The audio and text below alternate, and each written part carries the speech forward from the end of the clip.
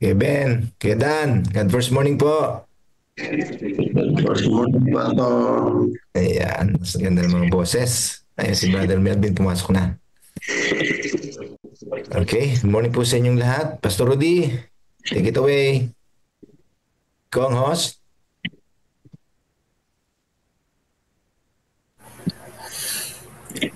Ayan, happy God's morning po sa lahat mga kapatid.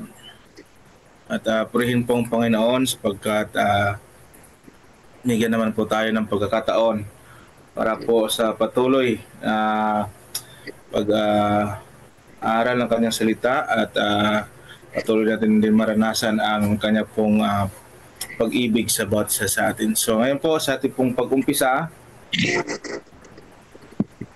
yan.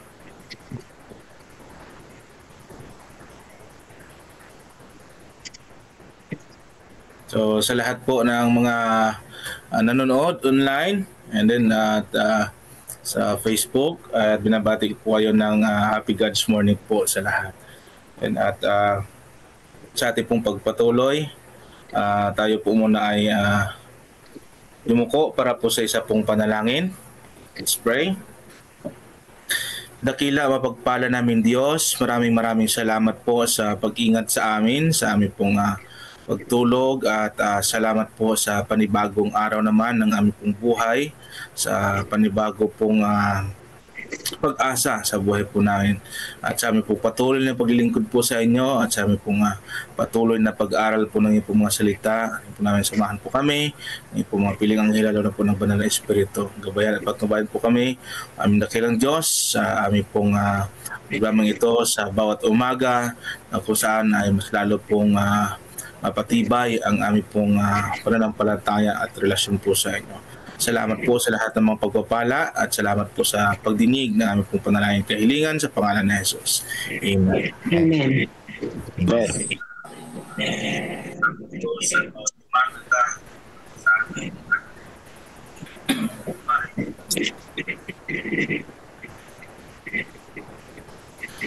Yan, so sa ating pong Bible reading, atin po itong mababasa po sa aklat ng Genesis chapter 36. Mayroon po kayong mga Biblia, atin po itong buksan sa aklat ng Genesis chapter 36. Ano po? Sabi po dito,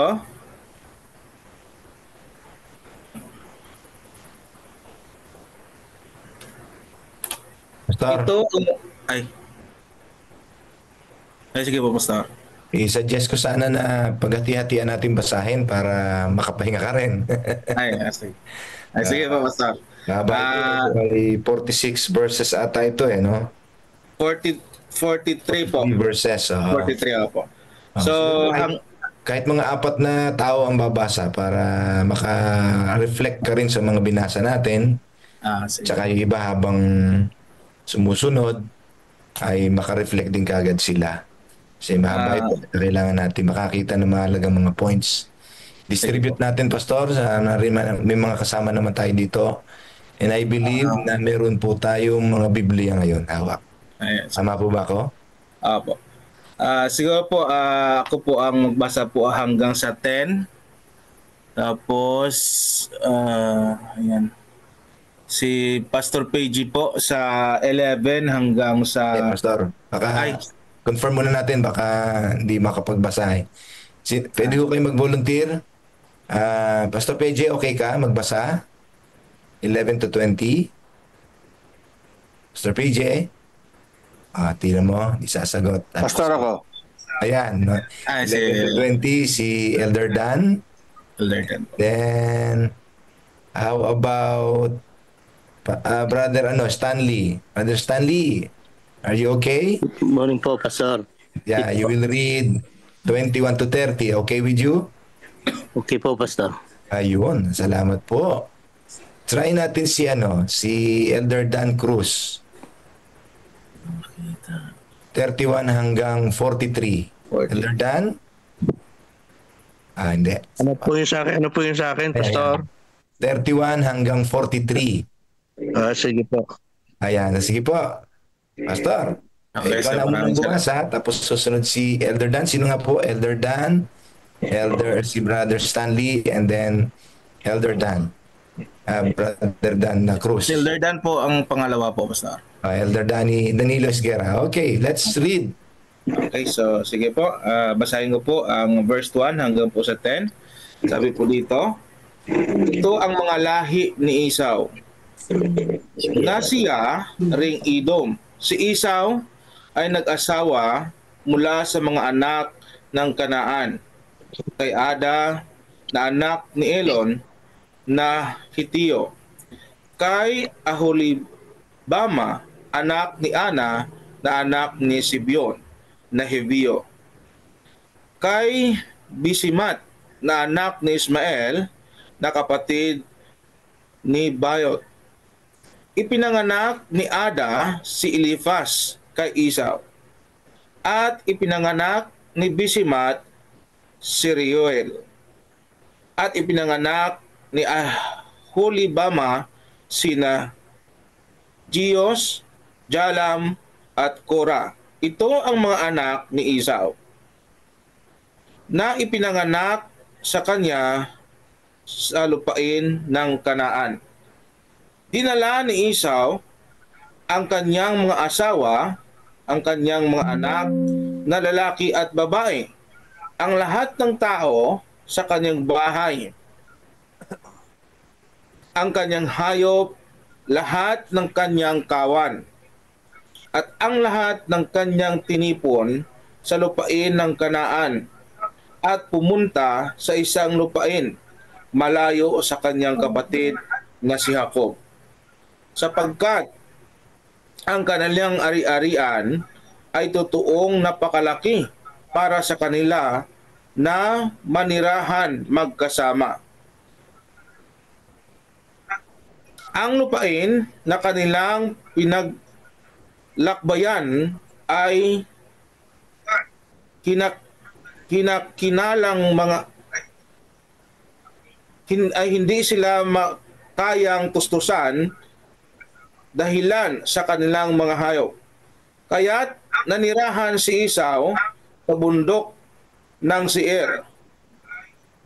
Si Esau ay si Edom.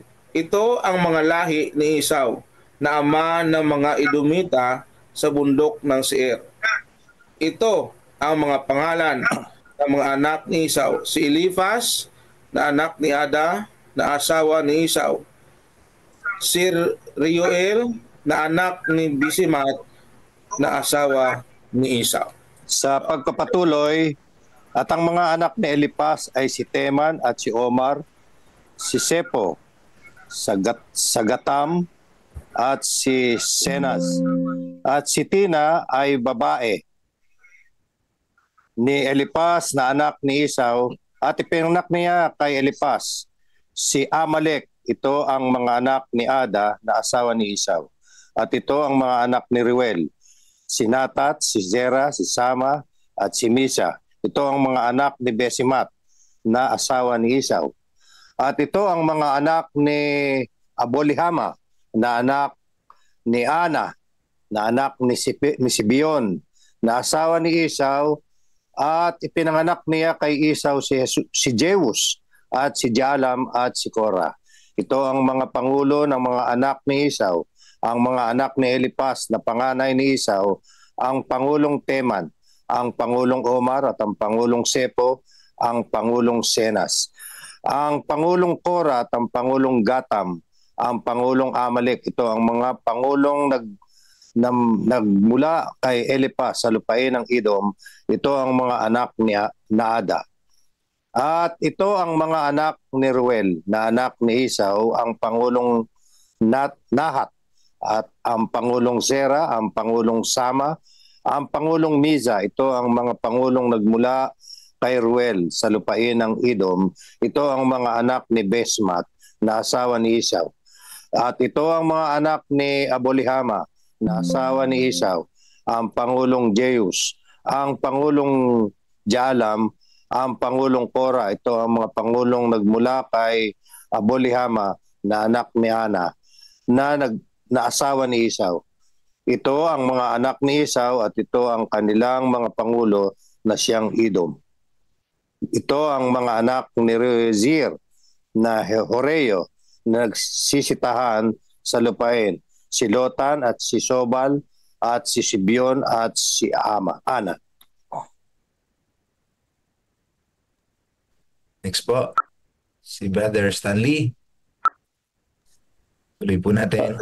Sa 21 po ito sinasabi, Dishon, Ezer, Dishan, these were the chiefs of the Horites, the sons of Seir in the land of Edom, and the sons of Lotan were Horai and Hemam.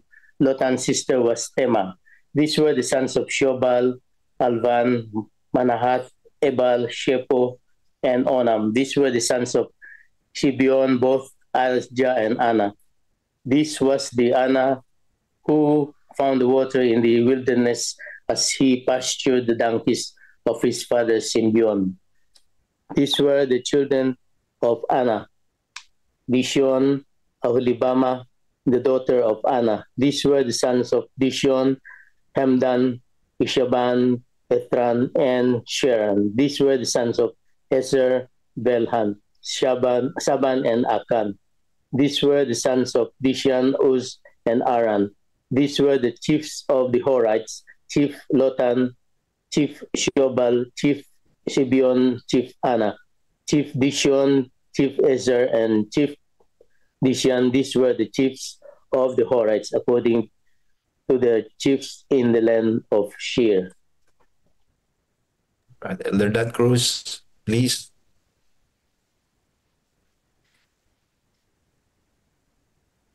Elder Dan, kayo na po. Dan Cruz.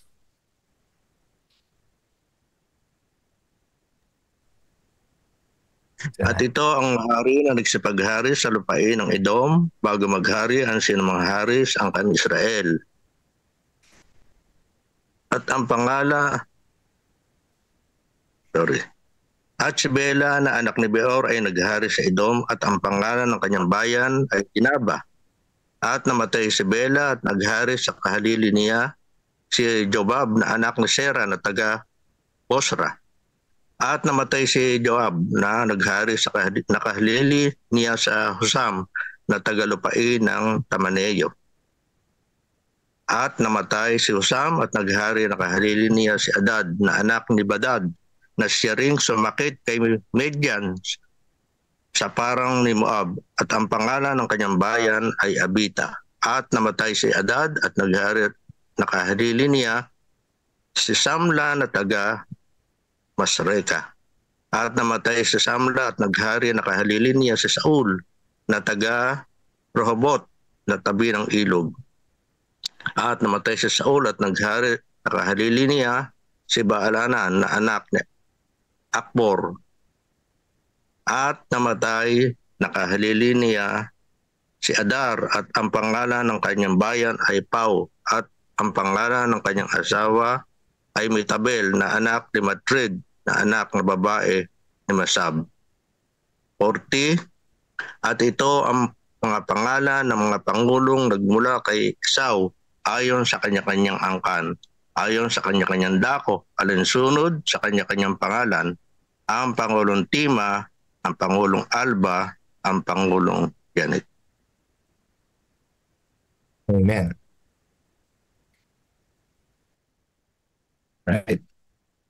Salamat po mga kapatid sa mga participations at sa pagbabasa. Pastor Rudy. Ayan. Okay, time to share our reflections and spiritual insights sa ating pong binasa. Okay Yeah. po. So, ayan. So, good morning po ulit. At ang abi po dito, no? So, kung ating hong mapansin, mga kapatid, ang kung paano po pinagpala ho ng Diyos si Esau, no? At kung ating di pong mapansin po dito, no? Dito po sa from verse 31, no? Kung saan ang paghahari, no, ng ang mga anak, no, ni ni Esau ay yung sunod-sunod sila, ano, kung yung pag mayroong mamatay ang kahalili o yung kapalit, no, ating mapansin dito ay ang mga anak din ng ang ibang asawa ho ni Esau. So ganun po yung pagpapala at ang ating humapansin, ang Panginoon din ho ang siyang naglagay po sa kanila, no, para mamuno, no, pamunuan po ang isang lugar na pinagkatiwala din ho ng Panginoon sila, ng Panginoon, no. At kung ating yung mapansin po dito ang na kung saan ho ay ito po yung mga lahi ni Esau, no? At kung saan ay ganun ho ang pagpapala ho ng Diyos kay Esau at sa kanya pong buong pamilya, ano po. At siyempre po sa atin din po, mga kapatid, no?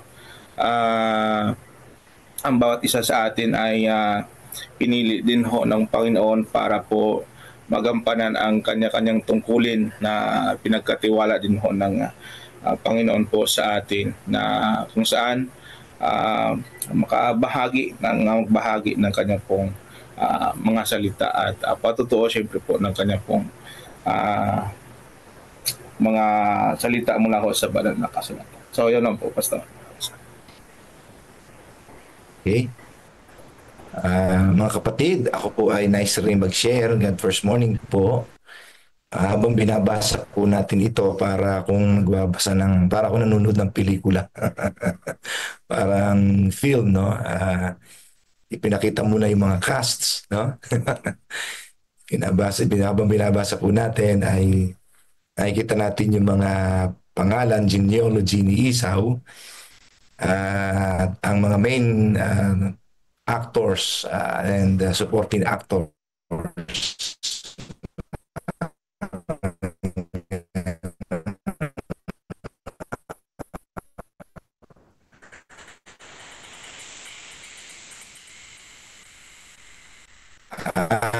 ang actor talaga ng mga kapatid ay ang pamilya po ni Abraham. Okay, based doon sa promise, pagpapalain sila. Siyempre, ang Diyos ang nagbigay ng covenant. At ang covenant po na yun, mga kapatid, ay very serious. No? From out of nowhere, walang significant na mga buhay, ay binigyan sila ng significant na buhay. Kasi ang Diyos po ang nagsabi. And then, siyempre, bal na anak, si Jacob at saka si Esau. Babalikan natin yung pelikula, yung story, ay nagagawa, di ba, ng birthright.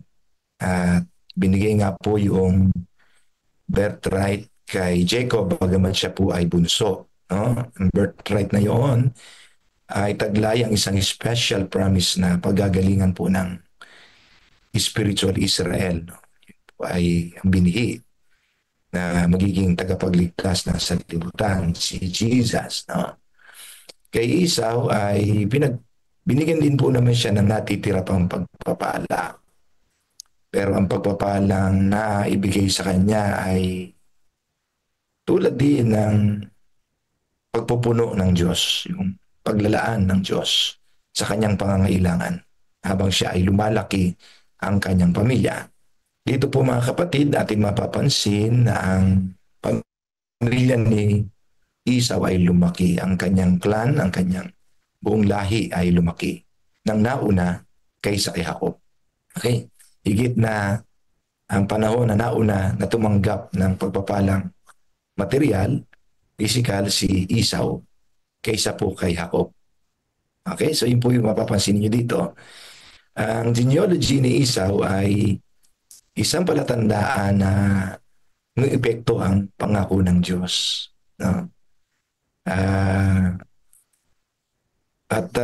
Si Esau ay nauna nga pong yumaman, nauna siyang lumago. Napapansin ninyo na nung bumabalik po si Jacob, ay talagang natatakot siya kay Esau kasi napakalaki ho ng kanyang angkan. At Kaya siya ho ay ah, gusto niyang makipagkasundo. At nagkasundo naman po sila mga kapatid. No? So yung fulfillment ng pangako ng Diyos kay Jacob ay later na lang po siya naganap. Pero yung epekto ng kanyang blessing ay higit na mas matagal at mas mahaba. No? Kasi siya po yung tatanggap ng ipinangako ng ating Panginoon. At ito nga pong nangyari kay Jacob ay ito po yung kalubusan ng accomplishment ng spiritual Israel. Kung inyong babalikan yung last chapter natin, tinawag ng Diyos si Jacob at inireview uli ng Panginoon, reiterate ng Panginoon ang kanyang pangako sa kanyang tatay at sa kanyang lolo. Basahin natin sa 35 verse 11.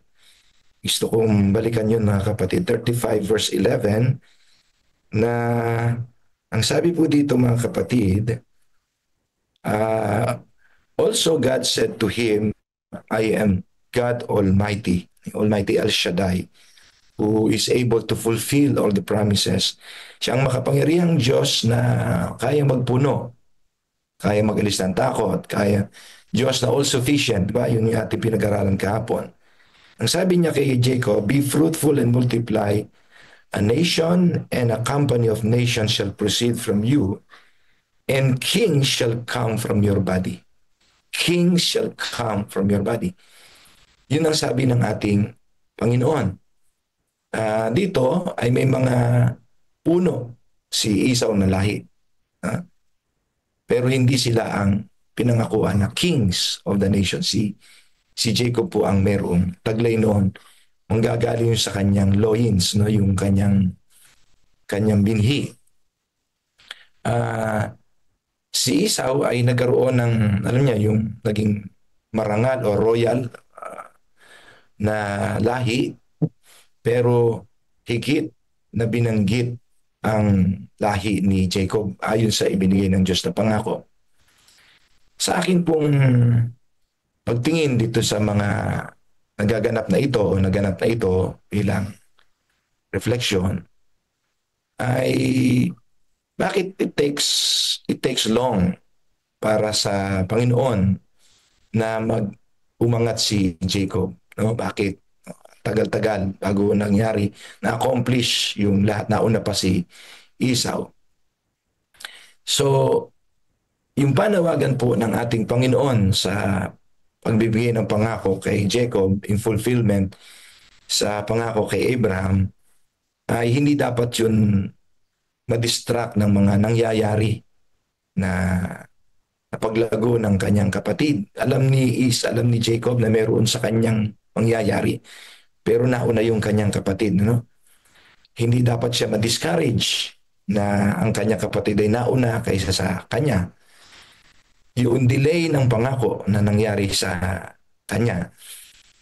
Sa lahat ng ito mga kapatid ay dapat na si Jacob ayon sa hinihingi sa kanya, yung kahilingan na siya ipagpapalain ng Panginoon, dapat siyang manatiling faithful. Along the way, manatili siya, mahubog siya, ma-refine yung karakter niya. No? Kasi ay nakatagpo na niya ang Diyos. Pwede natin pagtiwalaan ng Diyos, mga kapatid, na kanyang lulubusin ang kanyang gawa sa atin. At hindi siya nagkukulang sa kanyang mga pangako. Kahit na medyo matagal ang hinihintay nating katuparan ng ipinapangako ng Diyos na pagpapala sa atin. Katulad ng kay Jacob, kinakailangan natin maging faithful sa Panginoon at huwag nating panghinaan ng kalooban, huwag tayong paghinaan ng kalooban na ang pangako ng Diyos ay parang di na matutupad.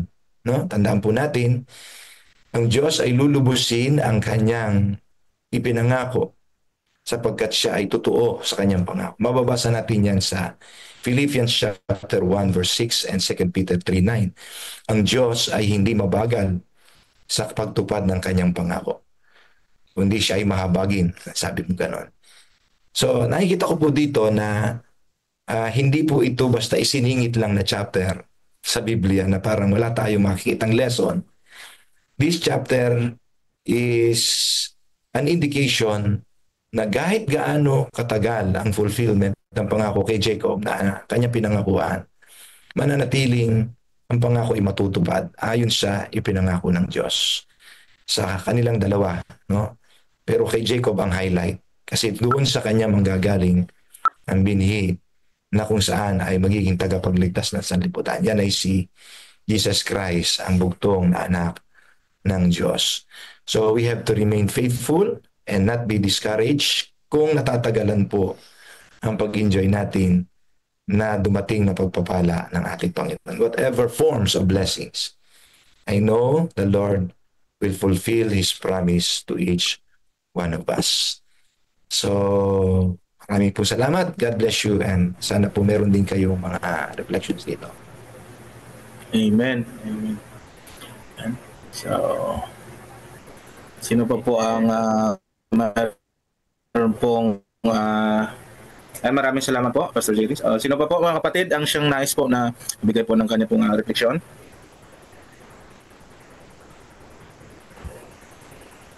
Okay. So mga nagbasa po, meron po ba kayong nakitang mga spiritual insights na pwede nating pagsalu-saluhan? Salu-saluhan ngayong umaga sa pagkainan ng spiritual table ng ating Panginoon. Ayun. Okay, pakilala mga pastor yung ating Lest We Forget devotional reader and reflection. Okay. So ayan po.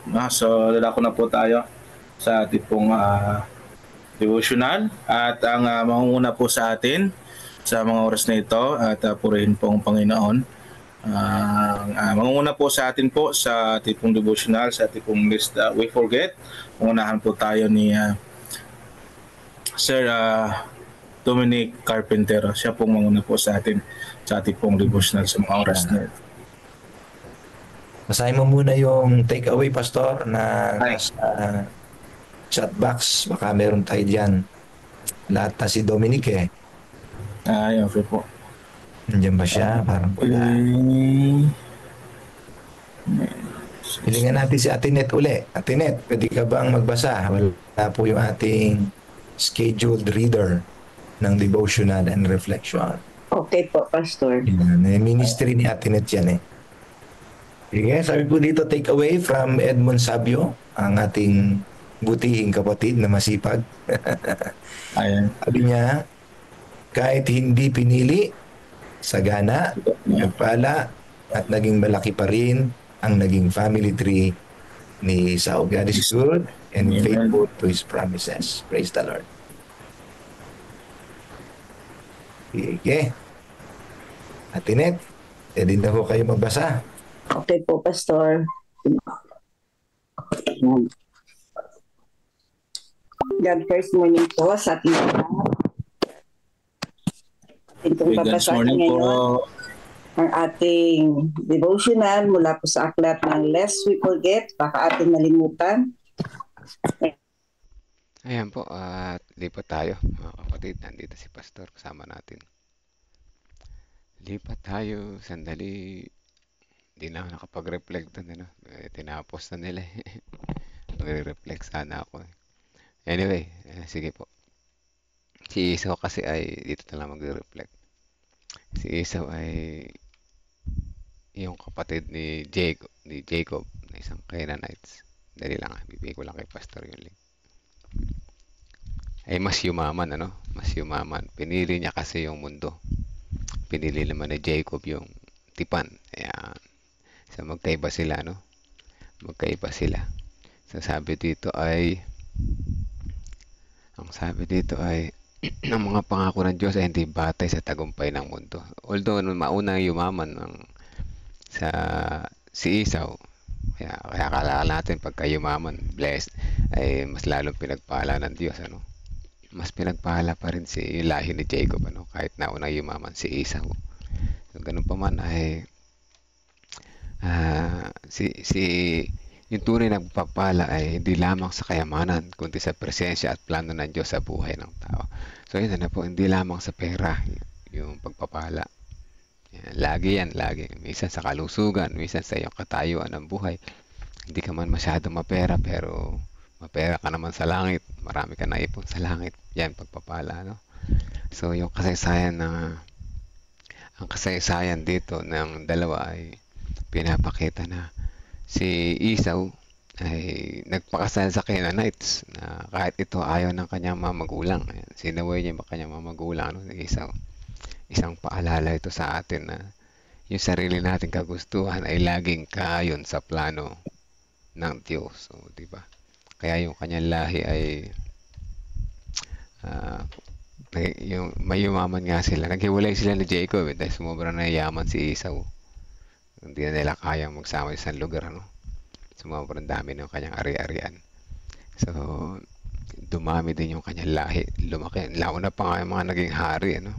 Mga pinuno, yung mga lahi ni anak katapo ni Esau. Kaya sa hari ng Israel, sabi dito, ano? Mas nauna pa yan. Pero ganun pa man ay itutuloy natin yung kwento. Ano, tingnan natin. Na-excite ako sa kwento. Kasi naghahiwalay sila eh.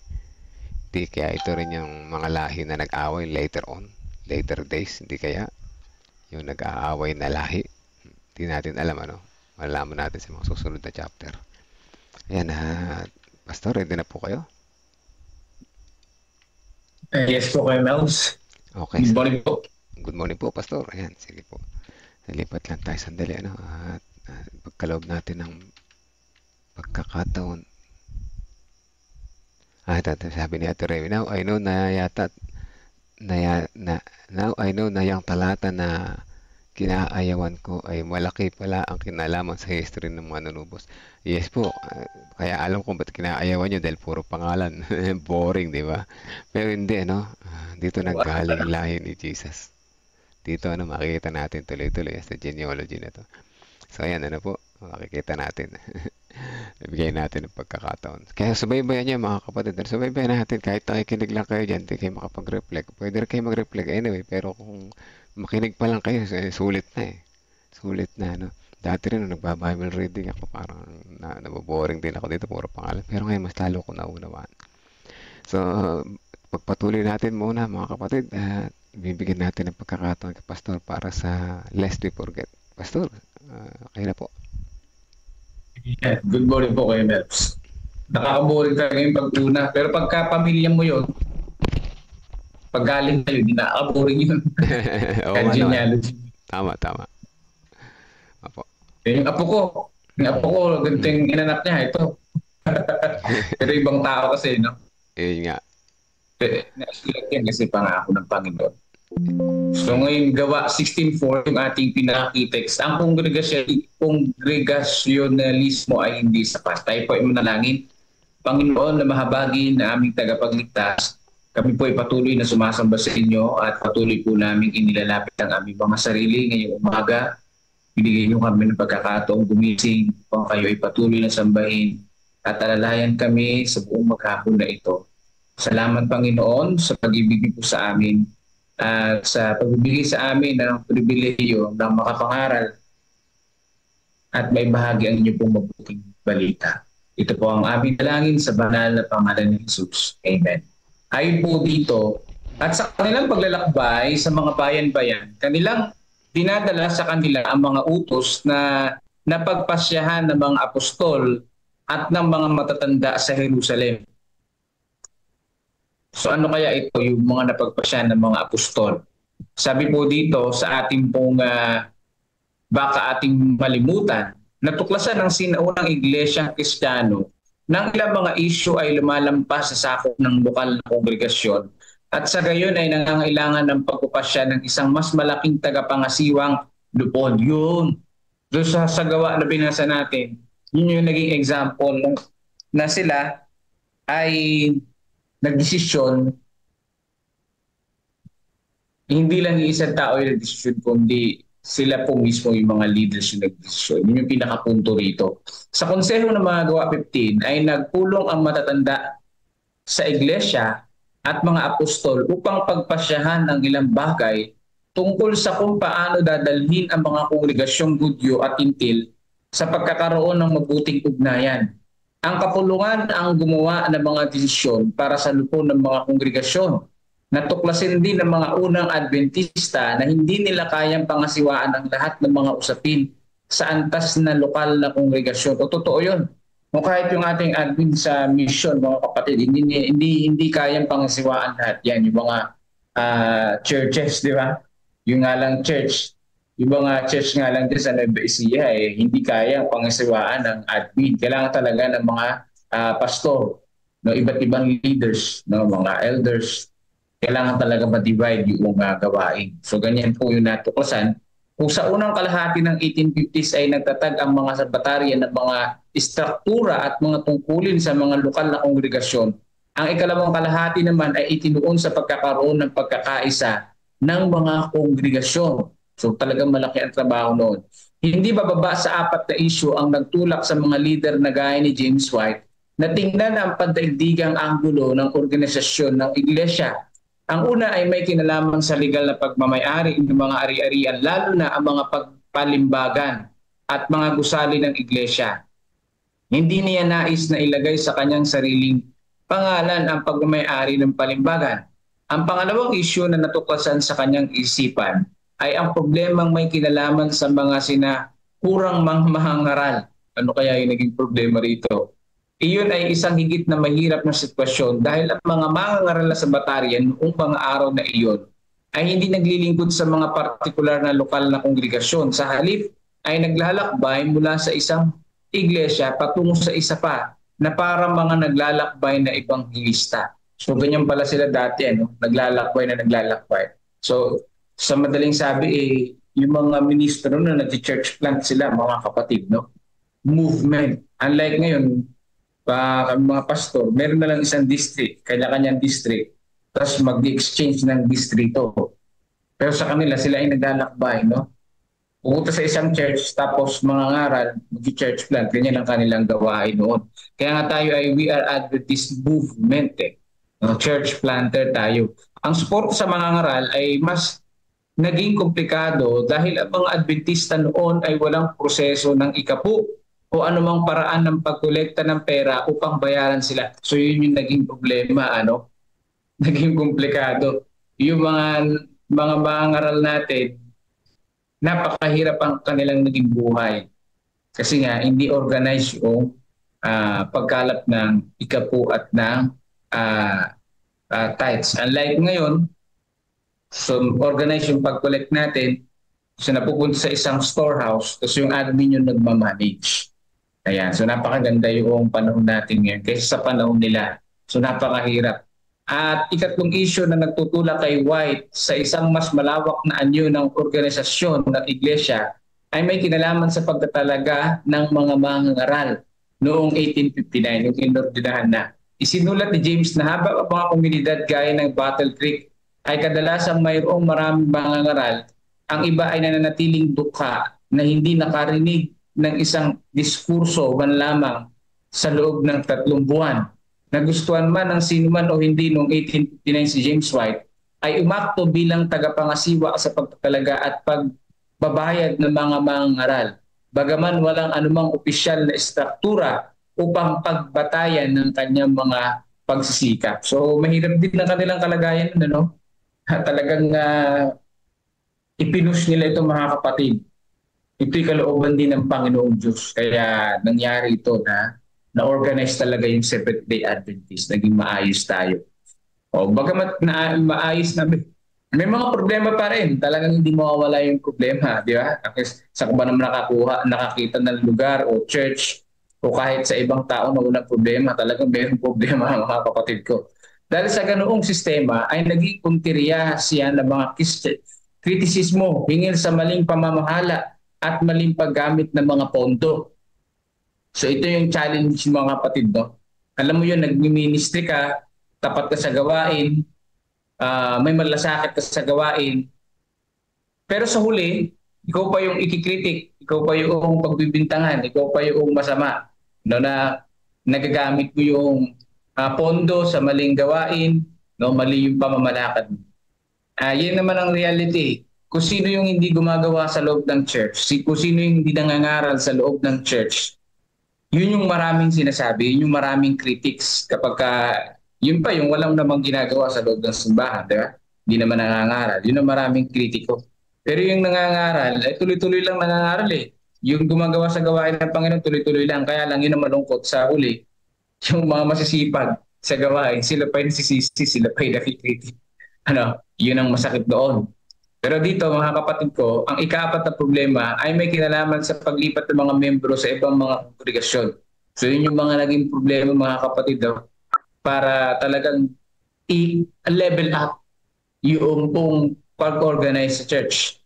Lalo na kapag ang isang tao ay tiniwalag ng isang kongregasyon at nagdanais na lumipat ng pagiging miyembro sa iba. Ayan, so yun naging problema. May problema ka dito sa isang kongregasyon, pupunta ka sa isang kongregasyon. Oo nga naman, paras lang naman Adventist yun. Doon lilipat ako doon. Kung ayaw nyo sa akin dito at mayroon tampuhan dito sa church na ito, lilipat ako doon, parehas lang. O kung meron ka nagawang pagkakasala dito sa kongregasyon, lilipat lang ako sa kabila. At least doon wala akong problema. Hindi ako disiplinado doon. Yun ang naging isa sa mga problema. Dapat kasi, kung disiplinado ka sa isang church, pagdating mo sa kabilang church, ganoon din, epektibo pa rin yung discipline mo. Kasi isang church lang, parehas lang yung na-Adventist. Pero sa panahon nila, hindi. Kung na-disiplina ka sa isang kongregasyon, paglipat mo sa kabila, hindi epektibo yung disciplinary action sa iyo doon. Kasi wala naman organize eh. Walang body na katulad ngayon sa Seventh-day Adventist. Ganyan yung naging problema nila, mga kapatid. Ang mga iglesia ay nangangailangan ng sistema at kaayusan upang sila ay sumulong ng nagkakaisa. Ako'y naniniwala dyan, mga kapatid. Umiiral pa rin sila sa isang hindi perpektong mundo na may hindi perpektong mga tao. Totoo naman yun. Kung walang organisasyon, yung hindi perpektong mundo at hindi perpektong tao, lalo magiging worse, di ba? Kung mayroong organisasyon nga, at yun nakita naman natin ngayon, mayroong organisasyon hanggang sa GC, mga kapatid, down to local churches, napakaganda. May mga problema, yes, pero nalulutas ito ayon sa kalooban ng Panginoon Diyos. Ayan. Kaya napakabuti ng kanilang ginawa. Nasundan nila yung Gawa 16:4 na sa pagpapasya, ang nagpapasya ay yung mga apostol at yung mga matatanda sa Jerusalem. Ibig sabihin yung mga leaders. Ayan. At ngayon, sa atin ang structure, yung board, yung nagpapasya. Tapos kapag mayroong mabigat na pagpapasya, ay dadalhin natin sa business meeting. Lahat ng membro ay involved sa pagdi-decide, mga kapatid ko. So napakaganda nito. So hindi sapat ang kongregasyonalismo lamang. Yan, ako'y naniniwala dyan. Kailangan nilang i-upgrade. At nakita natin sa history, mga kapatid, na ang Panginoong Diyos hindi pinabayaan ng ating church. Hindi pinabayaan ng ating church, kundi ginabayan ng ating Panginoon sa tamang mga landasin. Kaya po, huwag nating i-challenge, huwag nating i-critique kung ano yung desisyon ng board.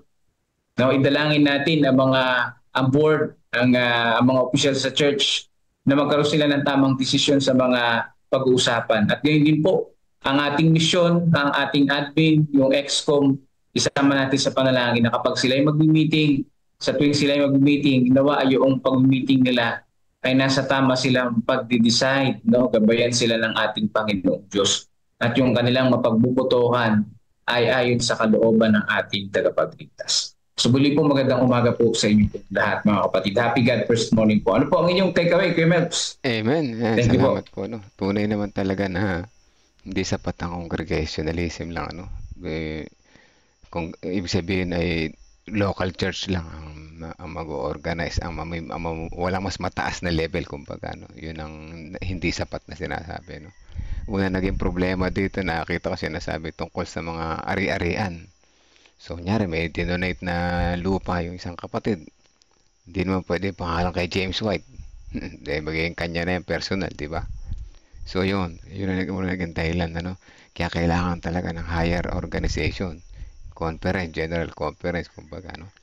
Tapos, mayroon pang isa, yung suporta ng mga mangangaral.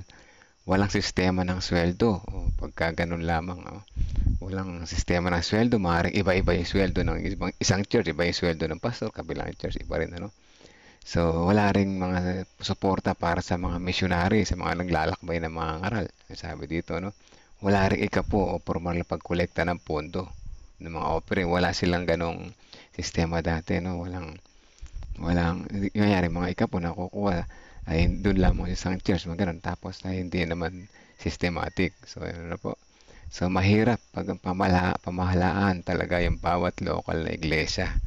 Ang lamang ang aasahan. Kaya dapat mayroong isa talagang namumuno na nag-o-organize ng sistema, no? Meron pa rito, sinabi, hindi pantay ang distribution ng mga mangangaral. Halimbawa, mas marami rito mangangaral sa church ng San Leonardo, kukunti naman sa Bulak o halos wala. Hindi pantay, no? Kaya lang, parang ngayon ganun pa rin, eh. Ay, hindi naman, kasi may district pastor, ano? May district pastor, kaya lang yung mga member na active ang hindi naman din i-distribute yun, kaya lang ay sa kanila hindi naging active, ano. Pero ganun pa rin ang nangyayari ay kulang talaga sa pastor, pero may isang district pastor bawat district, ano po. Kaya lang talaga hindi magkakapantay. Although meron na tayong organization ngayon, and yung membership naman ay mas maraming active sa ibang church, hindi na kasalanan yun ng organization, di ba? Pero bandang huli magkakaroon din yan, ano po. At yung pangatlo, sabi dito ay pang-apat, yung paglipat ng miyembro. Halimbawa na tiwalag yung isa dito dahil may maling ginawa, lumipat sa kabila. Gaya ng sinabi ni Pastor, ayoko dyan, lilipat ako sa kabila.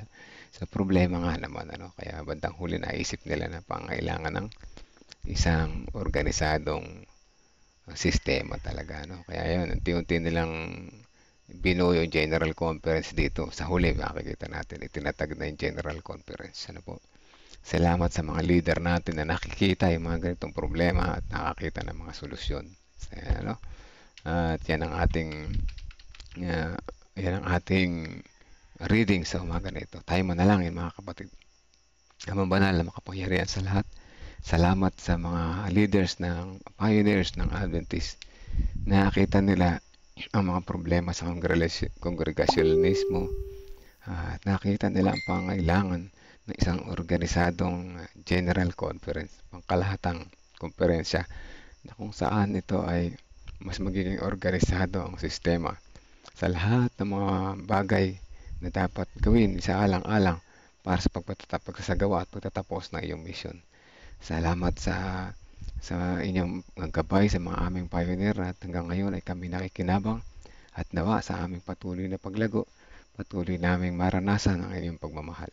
Sa aming pagpapatuloy ng aming lesson, sa kabila kami paglipat ay bantayan niyo ulit ang aming mga puso na makakita namin ang inyong kabutihan at may taas ang papuri sa inyong pangalan. In Jesus' name we pray. Amen. Okay po, lipat ulit tayo sa kabila. Balik tayo doon para sa reflection and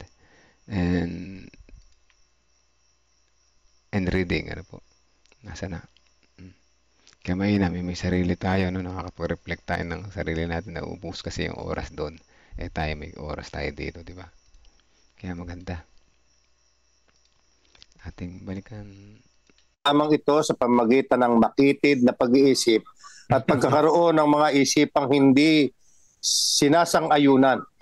Ito ang sanlibutan ng Diyos. At kung maaari niyang makilos ang mga puso ng mga tao upang ang kanyang mga lupain na nasa mga kamay ng kaaway ay maaaring mapasa ating kamay upang maabot naman ang mga lupain hindi pa naabot ng katotohanan. Hahadlagan ba kung gayon ng tao ang gawain sa pamamagitan ng kanilang makitid na pag-iisip? Ang ganitong kaisipan ay hindi malusog. Ang banal na espiritu ay hindi umaakay sa tao sa ganitong uri ng daan. Ganda. Maliwanag na. Mga kapatid, palagay ko po ay napakaliwanag na itong payo ni Sister White na tayo po ay hinihikayat na huwag natin tatanggihan, ano. Kung mayroon pong mga nag o-offer na help sa atin para sa mga advocacies natin, mga kapatid, no. Pero kahapon po ay naglagay po ako ng ating pong general principles na naobserbahan sa mga payo ni Sister Y, paano natin gagamitin ang mga kayamanan ng mga hintil o ng mga unbelievers. Nandun po mga kapatid sa guidelines kahapon na ating pong inilagay doon. Pangunahin ay yung pong mga alok na tulong na nag-advocate ng humanitarian. Ay gustong-gusto po yan ng mga taong hindi nating kasama sa church.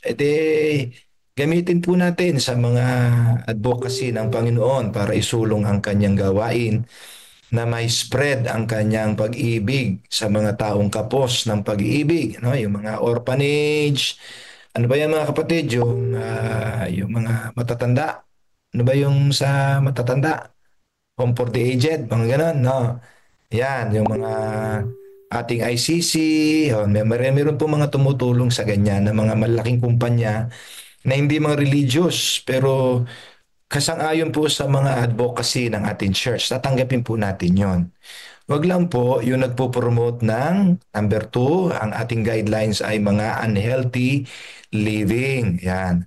Kung mayroon po mag-offer na mga na ipopromote sa damit, sa t-shirt, susuot lang natin pero tatanggap tayo ng donasyon, ay wag pong ganun. Nakalagay Marlboro. Ano pa yung mga, no? Tanduay. Kaya lang yung iba sa ating mga kapatid ay hindi sensitive. Pagbabarong, ang nakapaloob ay champion. Ano pa? Nakapaloob ay San Miguel Beer. Hindi na nga tayo tumatanggap ng donasyon sa kanila. Sinusuot nyo naman yung damit nila. Pinopromote po natin. Ano? So, yan po yung ilan sa mga guidance. Wag lang pong kukontrolin ang church sa kanyang pagpapatakbo. Tatanggapin natin mga kapatid. Kasi ang dami nating mga gawain na katulad ng kanilang gustong mangyari. Yung mga tumutulong sa mga natives, tumatanggap tayo noon. Ano? Tayo ang nagre-regulate. Bibigay sa atin, tutulungan natin sila mag-regulate ng mga funds. At para mahimok natin itong mga taong ito na sumunod sa ating advocacy at pagtiwalaan nila tayo, kasama po doon sa guidance is yung transparency. No? Yung transparency, marunong sana tayo mag-report. Actually, ito'y dapat nating palakasin, empower natin ito. Alam niyo po meron po tayong reading na gagawin dito, meron sa susunod atang chapter, yung about harvesting gathering, no?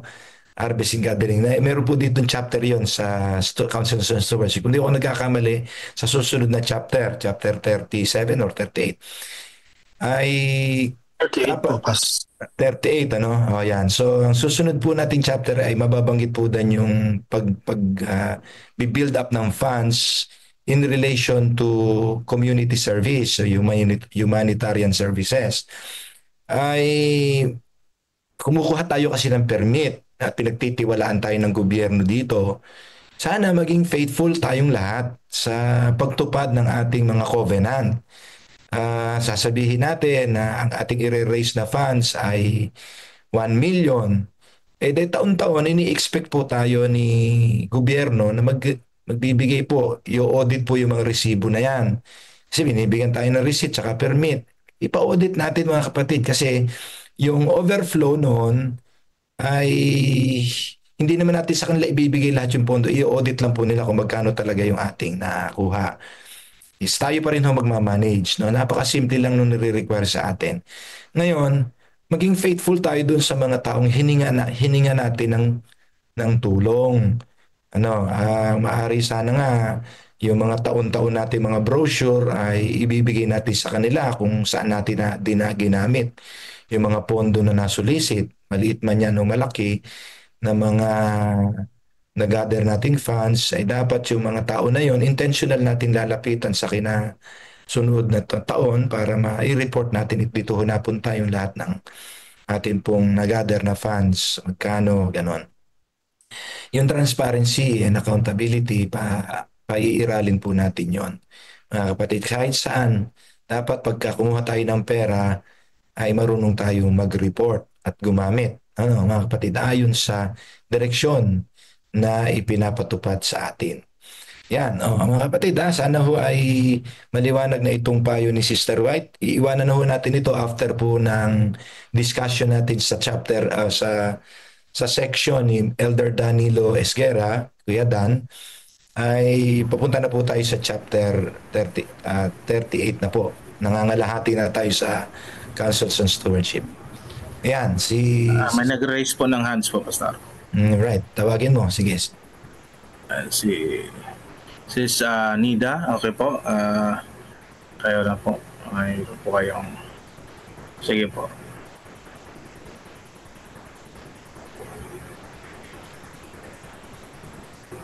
Mute po ninyo, sis. Baka na-aksidente lang ata ito eh. Meron pa po ba? Meron pa po, mga kapatid. Pastor, Sis Nida. Pastor, gusto kong basahin itong nasaan.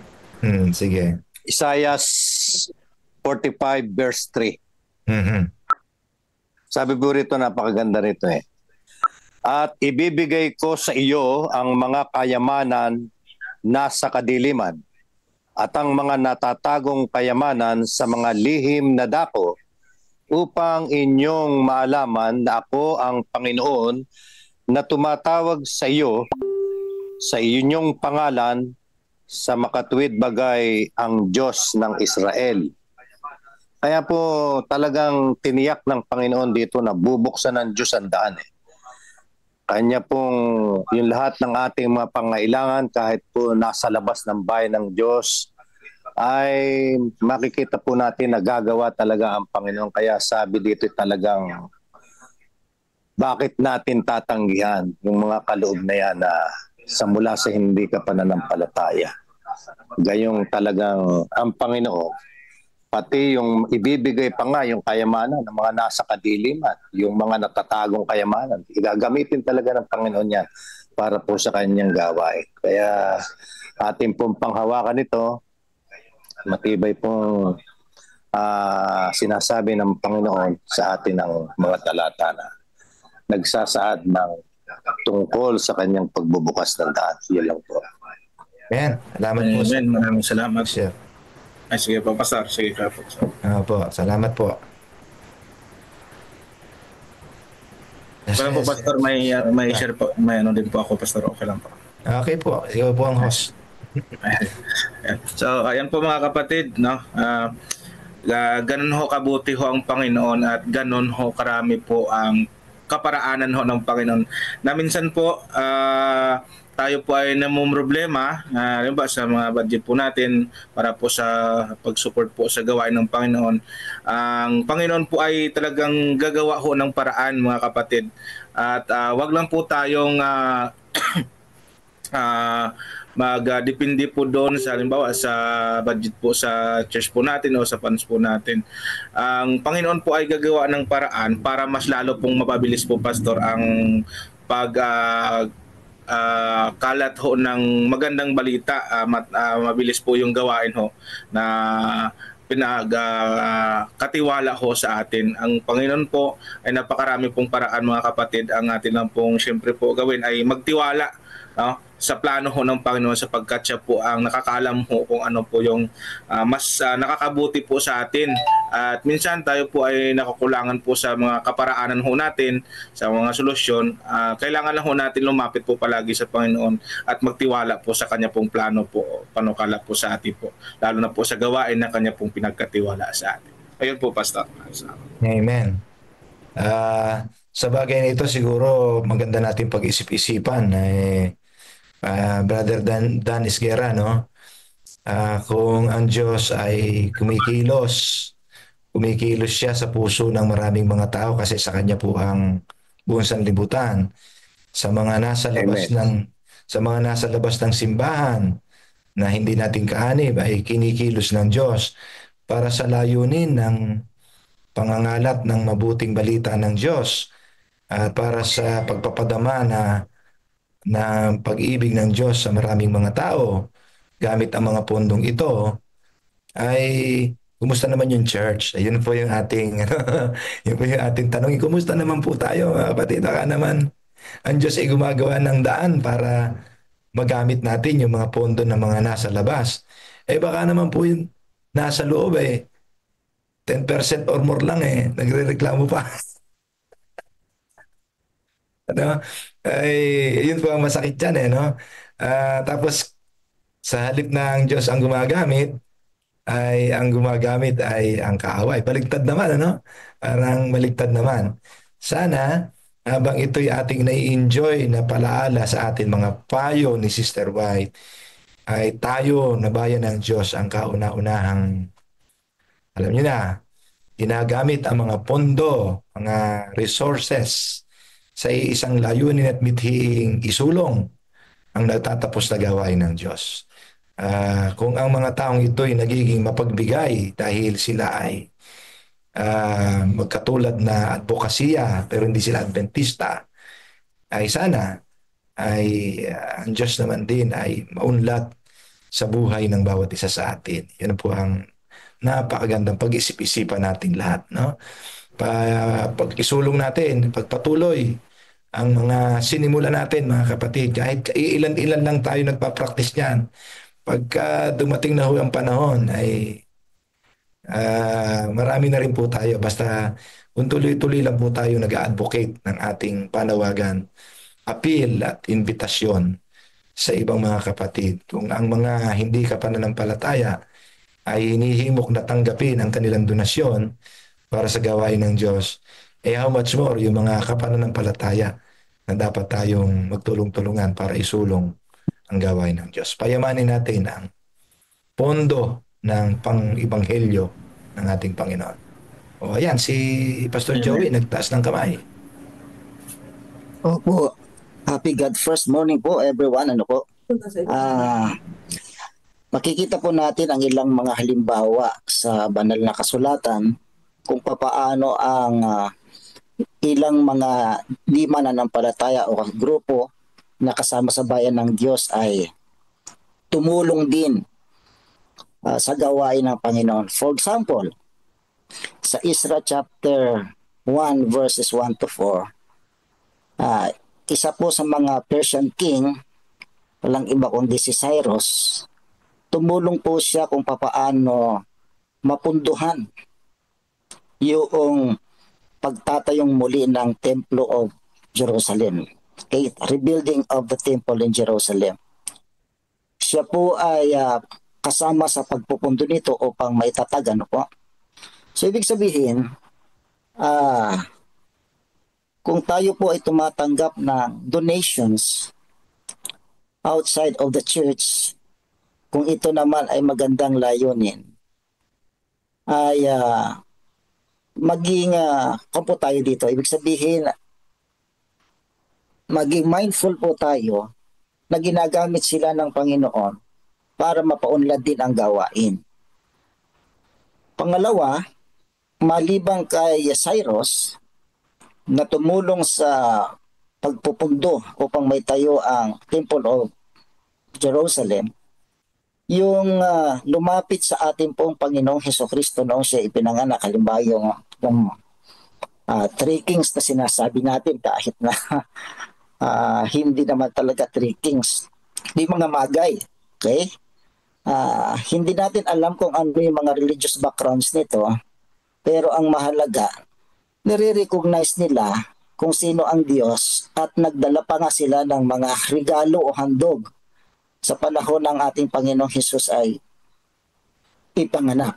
So ibig sabihin mga kapatid, ang mga bagay na ito ay ipinahihintulot o kaya ipinararanas ng Panginoon maski sa bayan ng Diyos na kinakailangan tanggapin kahit na ito ay hindi mananampalataya. Kasi naniniwala tayo na ang lahat po ng mga kaloob o pananalapi o material na bagay na narito sa mundong ito ay hindi naman pag-aari ng mga pagano o hindi mananampalataya, kundi pag-aari ng Diyos. Kaya kung dumating yung puntong dadalhin ang kanilang mga tulong o pera sa iglesia ng Diyos, tanggapin po natin ito upang maisaayos ang mga ito at magamit sa tamang pangangasiwa. Kaya nga mga kapatid, huwag po tayo masyadong maging prejudice kapag outside of the church yung ating pong paggagalingan ng ilang mga pundo. Ito po ay malaki ang magagawa nito sa gawain ng ating pong Panginoon. So, marahil yun lang po ang aking simpleng reflection. Ang ibig kong sabihin, Pastor Jerry, Pastor Rudy, ay kahit na ang pagano o hindi mananampalataya o sabihin natin wala sa pulutong ng ating Panginoong Diyos, ay maaring gamitin para sa pagpapabilis ng gawain ng ating pong Panginoon. Amen. Salamat. Amen. Basahin natin, Pastor Rudy, ang reflection dito sa chat box ni Elder Dan Cruz. Yan, sabi po dito, ayan. Tunay po na malaki na gampanin ang nasa mga balikat natin. Bilang mga leader ng iglesia, ama at ina ng tahanan, sapagkat ang mga kapatid, mga anak, apo, mga member ng iglesia ay nakatingin po sa atin. Sa kapangyarihan po ng Panginoon, tayo'y magtiwala at sa gabay ng banal na espiritu lamang nating magawa ang maging ulirang tagapanguna. So, yan po. So, napakaganda ho. Amen, amen. Praise God po. At ang bawat isa po sa atin, ayan, ay pinagkatiwalaan ho ng Panginoon, no? So wala pong exempted, ano po, no? Ang bawat isa sa atin. At ating pong isipin ho na diba po sa loob po ng tahanan, no, ang mga magulang ay isang ehemplo para po sa kanila pong mga anak. So ano po ang kung faithful po ang mga magulang sa syempre po sa pagbibigay, ano po ang COP na tinatawag, ay yan po yung titingnan ho ng mga kabataan ho syempre. So kung hindi po faithful ang mga magulang, so paano na lang ang maging ehemplo po sa mga kabataan? So para po maging ang mga kabataan ay maging faithful lalo, ay kailangan po maging faithful din po yung magulang. So yun po yung isa po sa mga tungkulin, no, na dapat magampanan din, maging mabuti hong ehemplo ang mga magulang sa kanila pong mga anak para po sa pag-lead out po sa iglesia. Po, Pastor. Yan po, Pastor. Salamat. Meron pa dito, Pastor. Tapusin natin ito bago natin dalhin kay Brother Dan Nilo Isguera. Sa baba. Okay. Ayan. Ayan po. Ay, sabi po dito, ayan. Tugdit lang po. Tulungan kita, gusto mo? Nag-ano po, Pastor, yung ano ko po yung anong tawag nun? Sabi po dito ni yun pong kanina na nagsalita ay nag-type ng comment ay si Elder Dan Cruz.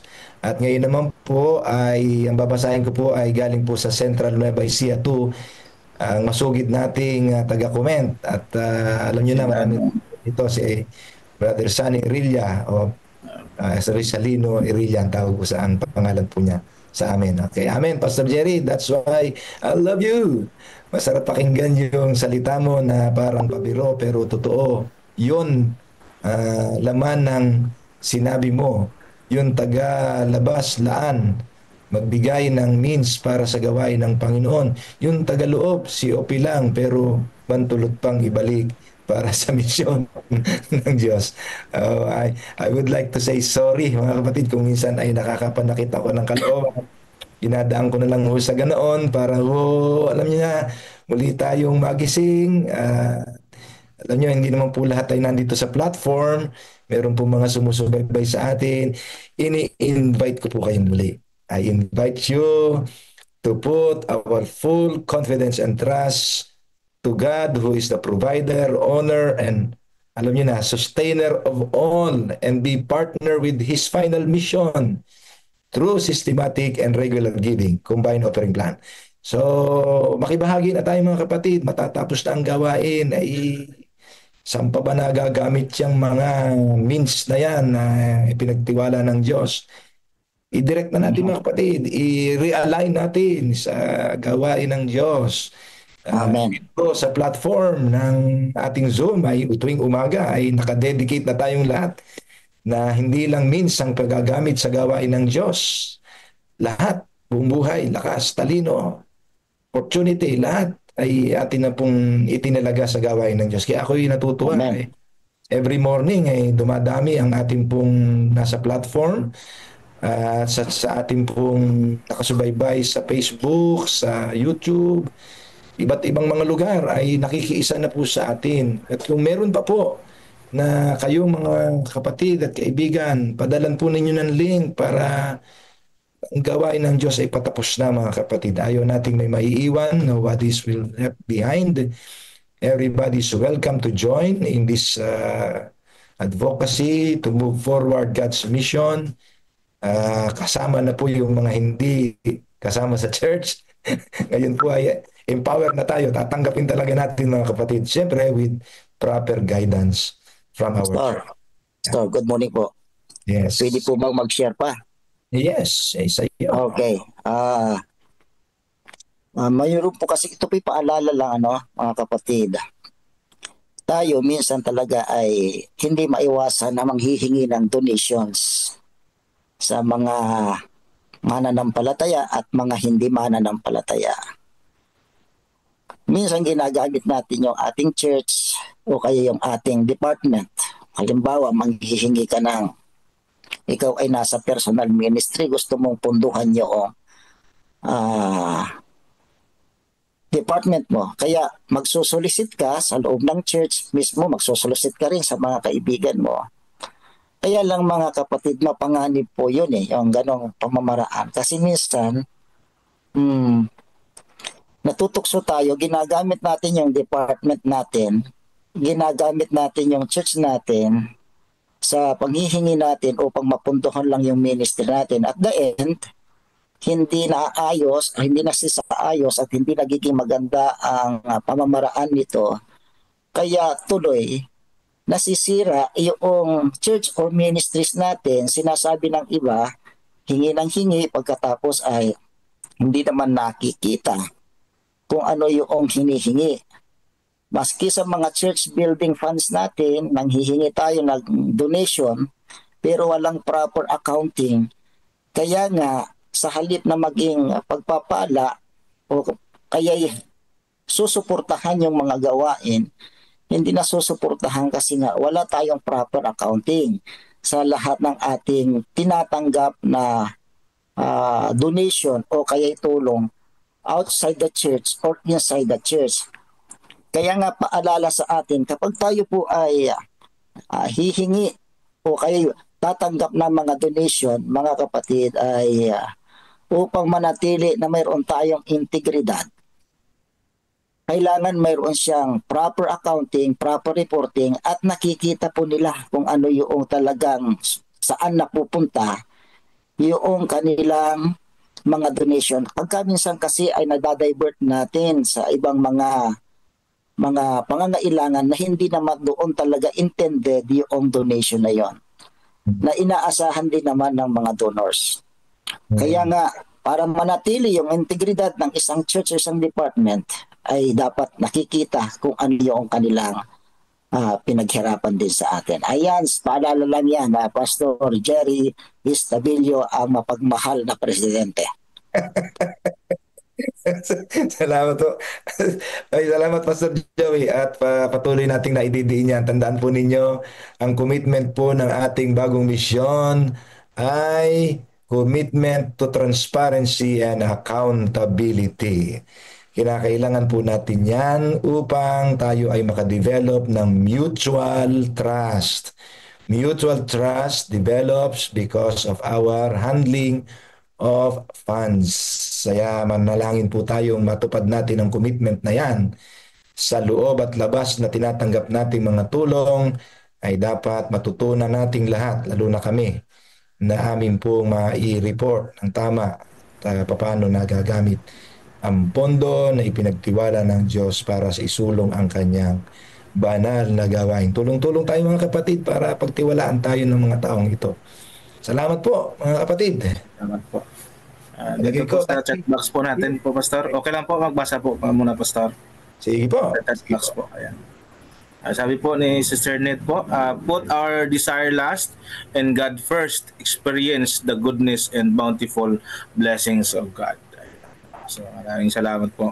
And then, sabi po dito, dapat po talaga tayo, ito naman po ay, yun po kay Sister Minda. Sister Minda, ayan. Dapat po talaga tayo ay maging tapat at makita nila na tayo ay may karapatan sa ating mga nakukuha upang tiwalaan nila tayo at makita na tayo ang tunay na lingkod ng Panginoon. Amen po. Maraming salamat po. Okay, so yan lang po, Pastor.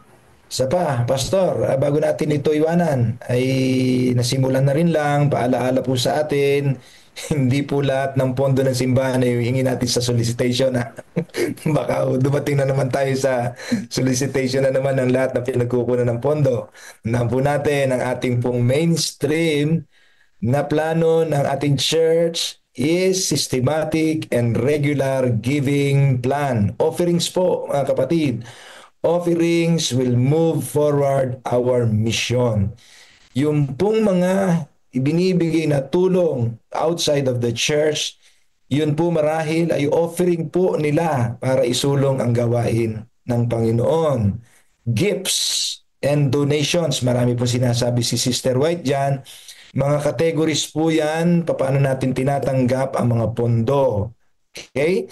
Sa loob ng church, ang tawag po natin ay offerings, or sistema po ng ating offering is combined offering plan. Okay? So yun po yung tawag natin. Other gifts is called donations outside and inside of the church. Hindi po lahat ng pondo ng simbahan at ministries ay galing po sa donasyon ng nasa labas. Baka ho naman bumalik na naman tayo sa dati. Ina-advocate na po natin ito para mismo sa loob ng ating simbahan, sa mismong CLPM nating minamahal sa puso natin, ay ang mga tao ay sumasamba na nakikilos, ang puso nila na kinikilala ang Diyos na may-ari ng lahat, nagmumula ng blessings, out of gratitude, love, and inspired by faith, ay ibinibigay natin ang proportionate o systematic and regular na mga kaloob o offerings, mga kapatid. So, doon pa rin po tayo ha. Doon pa rin po tayo. Kahit po rami na natin diniscuss dito ng pagtanggap ng mga donations and gifts outside of the church, doon pa rin po tayo sa mainstream combined offering plan. Yun po ay systematic and regular giving plans. Alright. Bago tayo tutungo sa ating bagong topic, bago natin iwanan ang kayamanan ng mga hintil, ay atin po pakinggan si Elder Dan mamaya, no? Brother Pastor Rudy, meron ka pang huling salita na para mag-play na po ng video. Ayan. Ayan. Okay po.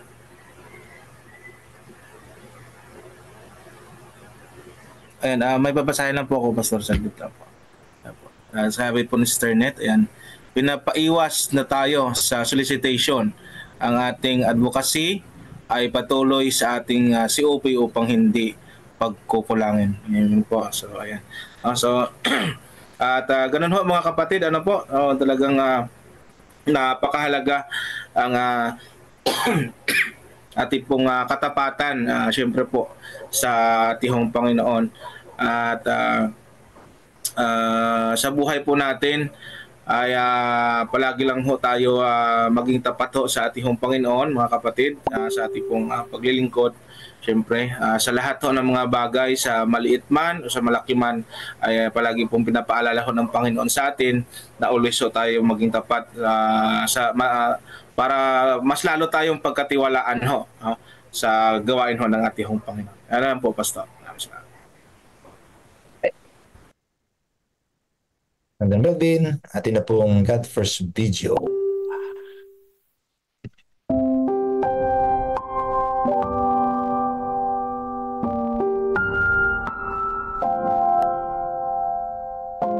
Dalawang magkapatid, dalawang mga handog.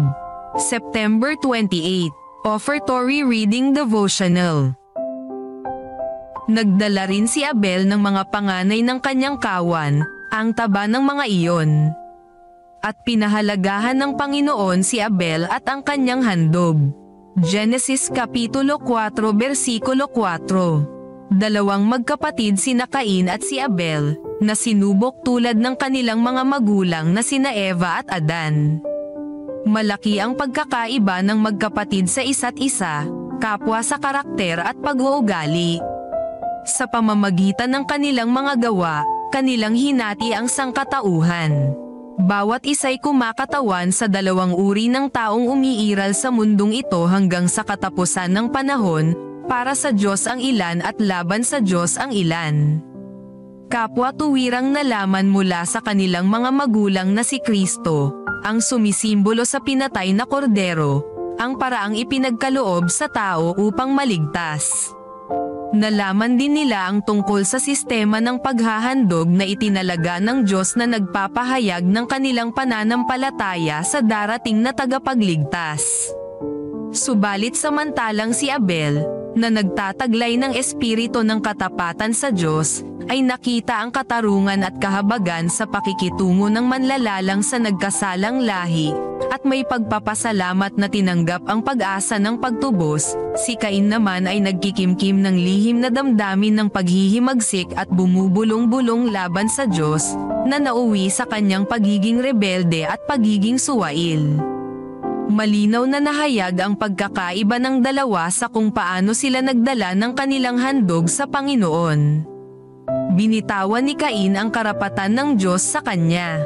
Inakay siya ng kanyang paglaban na tumugon sa utos ng Diyos sang-ayon sa kanyang sariling pagpili, sa halip na yakapin ang panukala ng Diyos. Iminungkahi niyang bigyan ng katuwiran ang kanyang sarili sa kanyang mga gawa at magkaroon ng kaligtasan sa kanyang merito o kagalingan. Tumanggi siyang kilalanin ang kanyang pagiging makasalanan at pangangailangan ng isang tagapagligtas. Tinupok ng banal na apoy ang handog ni Abel.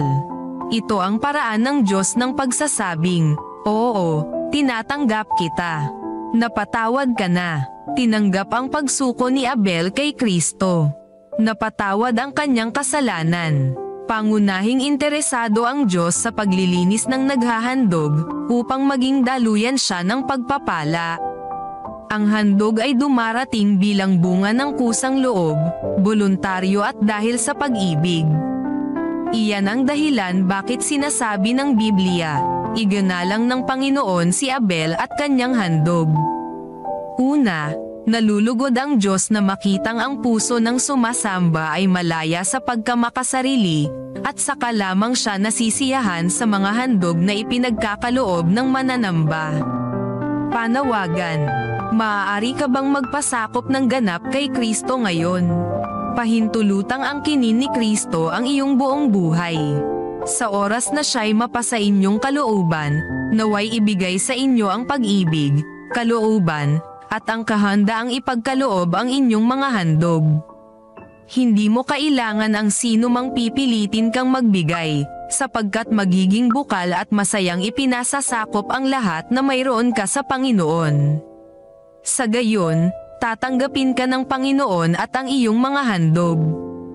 Gaya ng ginawa niya kay Abel.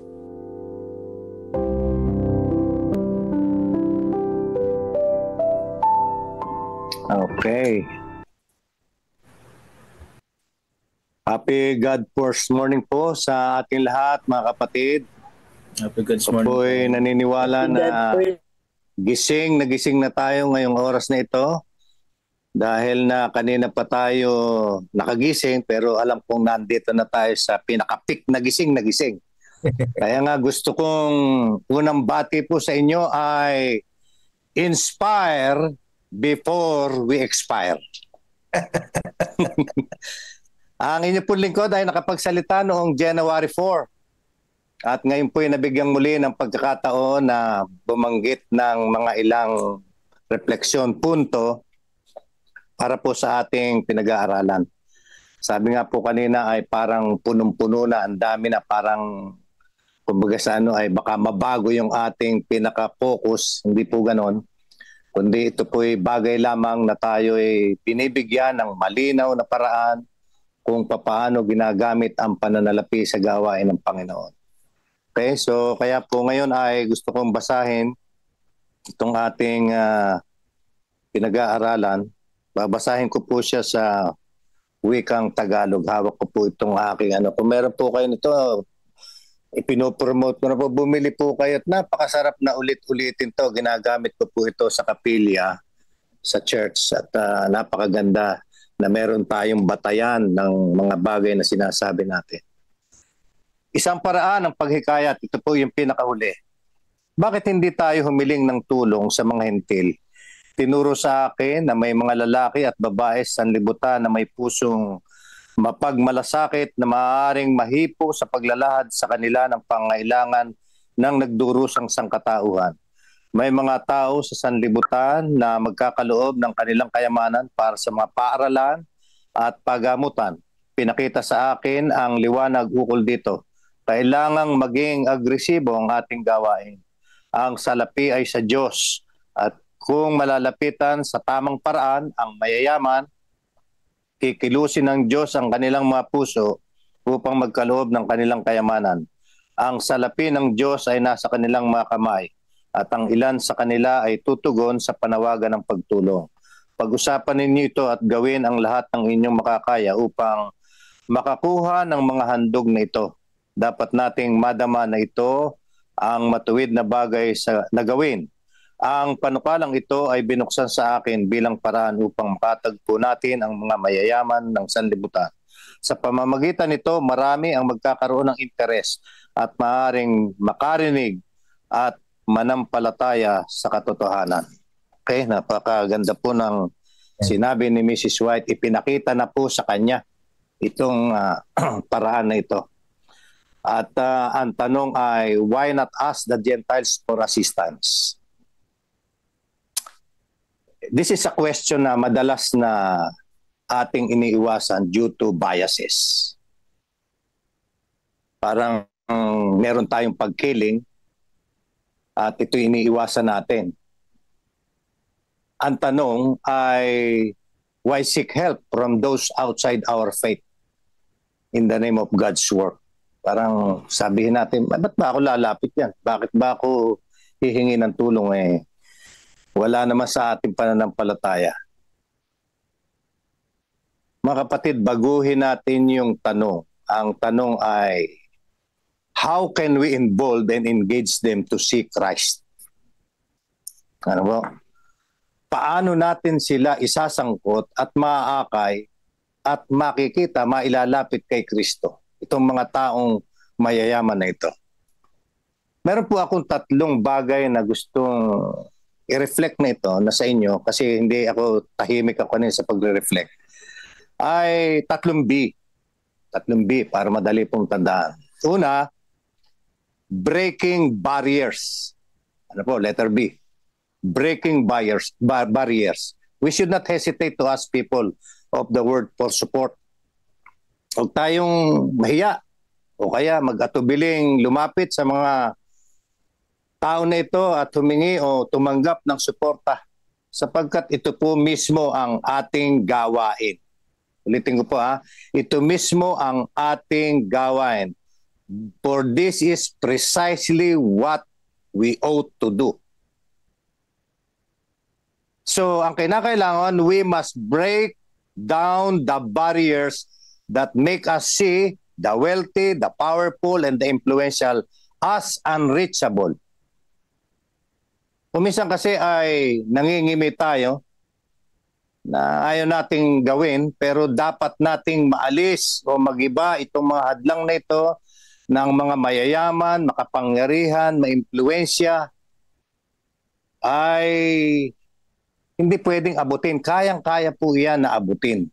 Kaya po yan. Itinuro na po ni Mrs. White kung paano natin sila aabutin. Sila po'y mga kaluluwa ring karapat-dapat sa pag-ibig ng Diyos. Maaari po nating makita yung mga paraan upang makakonekta, makalapit sa kanila at makahanap po tayo ng mga bagay na pwede nating pagkasunduan. We may find ways to connect with them and discover points of common ground. Kung saan tayo pwedeng mag-meet, ay doon po tayo mag-uusap at marirelate po natin sila. Kaya yung breaking barriers, napakahalaga po nito sa pag-abot sa mga taong may kapangyarihan, may mga kayamanan at may impluensya. Number 2, building relationship. Ano po? Building relationship. Our mission is to be vessels of restoration and healing. Tandaan po yan. Yan po ang mission natin. Sisidlan tayo na nagpapanumbalik at kagalingan. Hindi lamang po sa pagbabahagi ng katotohanan, bagkus pati po doon sa kahabagan ng Diyos, kinakailangang madama ng mga tao sa ating kapaligiran ang kahabagan ng Diyos. Totoo na may mga taong makapangyarihan, may mga taong may impluwensya, may mga kayamanan, na ito po'y handang tumulong sa mga taong nangangailangan. They are often willing to extend assistance if they see a trustworthy means to do so. Pag mabuti po, kamukha ng banggit kanina, paulit-ulit na nababanggit, kapag ito'y ginagamit natin sa mabuting kaparaanan, yung kanilang pagtitiwala, yung kanilang paniniwala sa atin ay lalong tumitibay, mga kapatid. Ano po, napakahalaga na yung tiwala ay ating huwag natin pababayaan yung tiwala na yon. Sapagkat yun po ang binabanggit ko kanina, kumisan ilan yun sa mga hadlang. Kaya po mga kapatid, ang iglesia po ay pwedeng maging tulay o daan upang maiugnay po yung mga taong ito upang maglaan po ng kanilang mga pananalapi lalo tigit sa nangangailangan o mga naghihirap. May mga tao po sa mundong ito na may pusong mahabagin eh. Mahabagin sila kapag nakaharap na po nila yung mga taong sabihin natin na may pangailangan, ay yung habag nila pusa pong lumilitaw yan. At mapapansin po natin dyan na they are men and women in the world who have sympathetic hearts. Ano po? Sympathetic hearts. Ganun po yan. Who will be touched with compassion as the needs of suffering humanity are presented before them. Naantig po yung kanilang mga damdamin pagka po yan ay ating nilalapitan. Kasi pangangailangan eh. Ngayon po ay pangatlo, yung pong gusto kong idiin sa letter B, yung pong bringing in souls. Ito na po yung pangatlo. Number 1, breaking barriers. Number 2 ay building relationships. At ito pong number 3 ay bringing in souls. Kapag po nakita nila at nasaksihan ng mga taong ito ang gawain ng Panginoon sa pamamagitan natin, it can become a pathway for them to recognize the truth. Ibig sabihin po, ay magiging dahilan ito para makilala nila ang katotohanan. Nandun po yan sa last part ng ating reading. Binanggit po yan. Maaari po itong maging daan talaga upang makilala nila ang katotohanan. At ang sabi nga ay, ipinakita na ito kay Mrs. White, paulit-ulit. Ang sabi nga po ay marami ang nagkakaroon ng interes at maaaring makarinig ang mga mananampalataya sa katotohanan sa panahong ito. Sabi, through this means, not a few will become interested and may hear and believe the truth for this time. So bakit tayo po mangangamba? Bakit tayo mag-aalala? Dahil ang Panginoon nagpakita na ng magandang daan para sa atin upang ang mga taong ito ay abutin kahit sila'y mayayaman, makapangyarihan at maimpluwensya. Ang gagawin lang po natin, breaking barriers, aalisin po natin yung mga balakid at mga hadlang. Number 2, building relationships. Bubuo po tayo ng relasyon. And number 3, bringing in souls. Pagpapadala po ng mga kaluluwa. Pagpalain po tayo sa umagang ito at sana po ay naging makapangyarihan ang salita ng Diyos at ito'y ating maalala sa tuwi-tuwi na ang Panginoon ang siyang may control, may kapangyarihan sa lahat ng bagay. Magandang umaga po sa ating lahat. Amen. Thank you po, Elder Dan. Amen.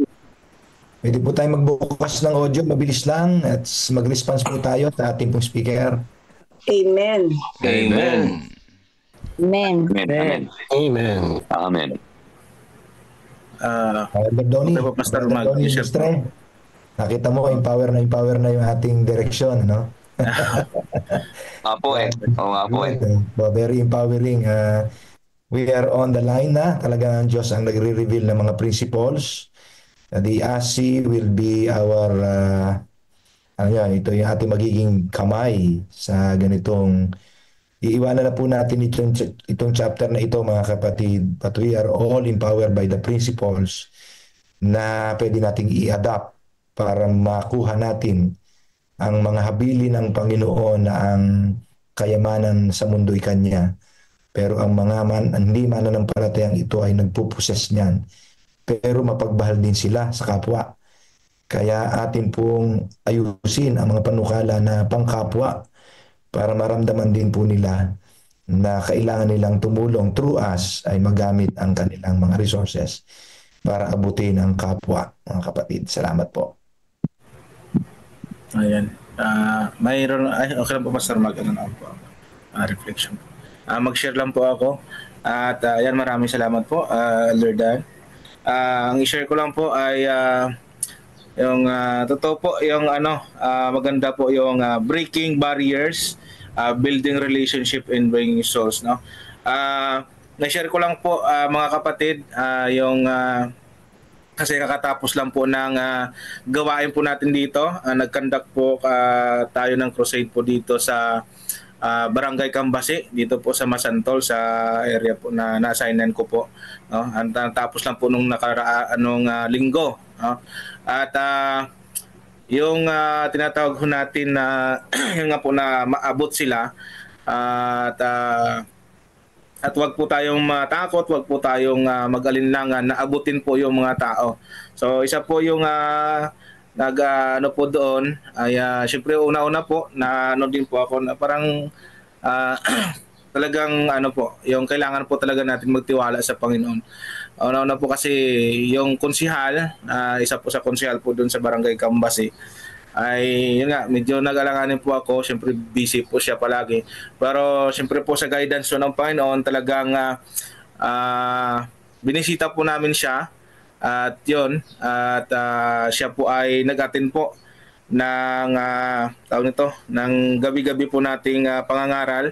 At nakabuild po kami ng siyempre po yung relationship na tinatawag.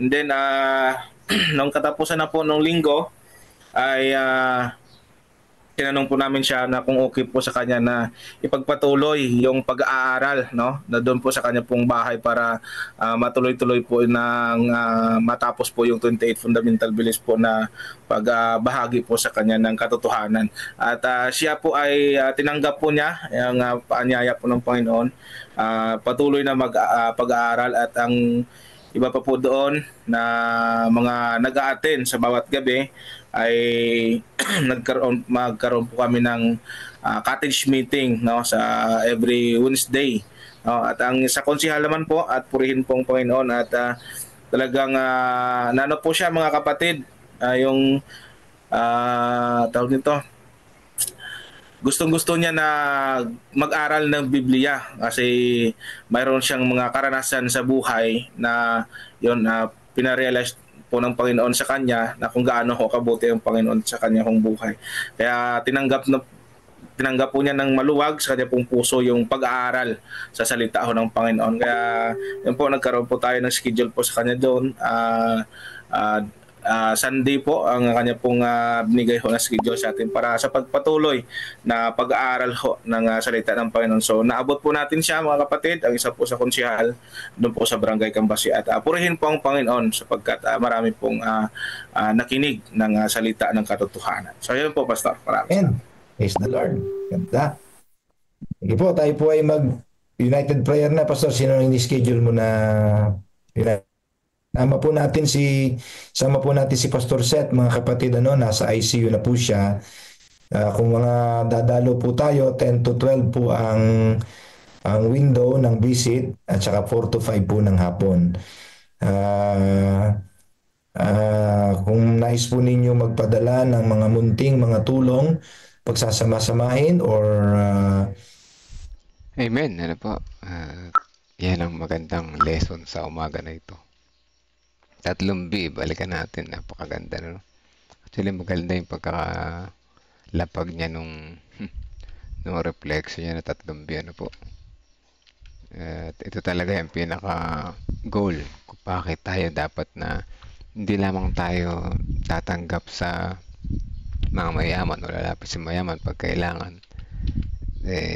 Tayo rin ay kailangan, mayroon pa tayo ibang mga layunin, di lamang yung salapi, ano po.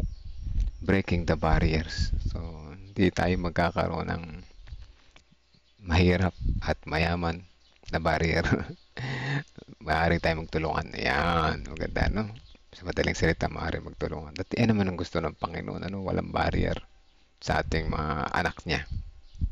Pangalawa, building relationship. Siyempre, pagka wala nang gap, magkakabuild na relationship, makakabuild na relationship. At madidisciple natin sila. Papakita natin yung Christ-like character. Kung paano ang mga Adventist ay tapat na mananampalataya. Sana. Sana na po.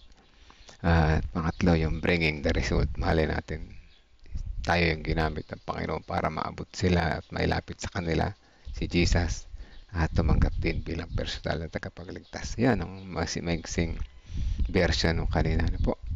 At sabi nga ay so totoo lang kung yung pangangailangan lang na pinansyal sa mission ang dahilan para tayo lalapit sa mga mayaman, hindi na kailangan maging tapat lang tayo lahat sa COP, tayo sa COP, hindi na kailangan lumapit sa mayaman, pero ninais ng Panginoon na lumapit tayo sa kanila. Bakit? Dahil di lamang yung pinansyal ang kailangan natin sa kanila. Ang kailangan ng Panginoon sa kanila, maging yung kanilang mga puso at sa kanilang mga kaluluwa. Kailangan ng Panginoon yan. Kaya hindi sila isinantabi ng Panginoon. Mga kapatid, po?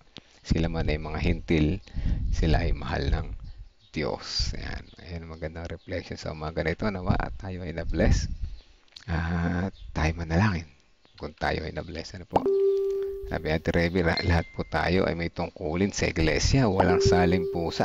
Kaya po tayo ay makisangkot sa mga gawain ng church sa pamamagitan ng ibigay ng tapat na tithes and COP. Yan po, tunay na dapat talaga. Sabi ko nga ay hindi natin magagawa.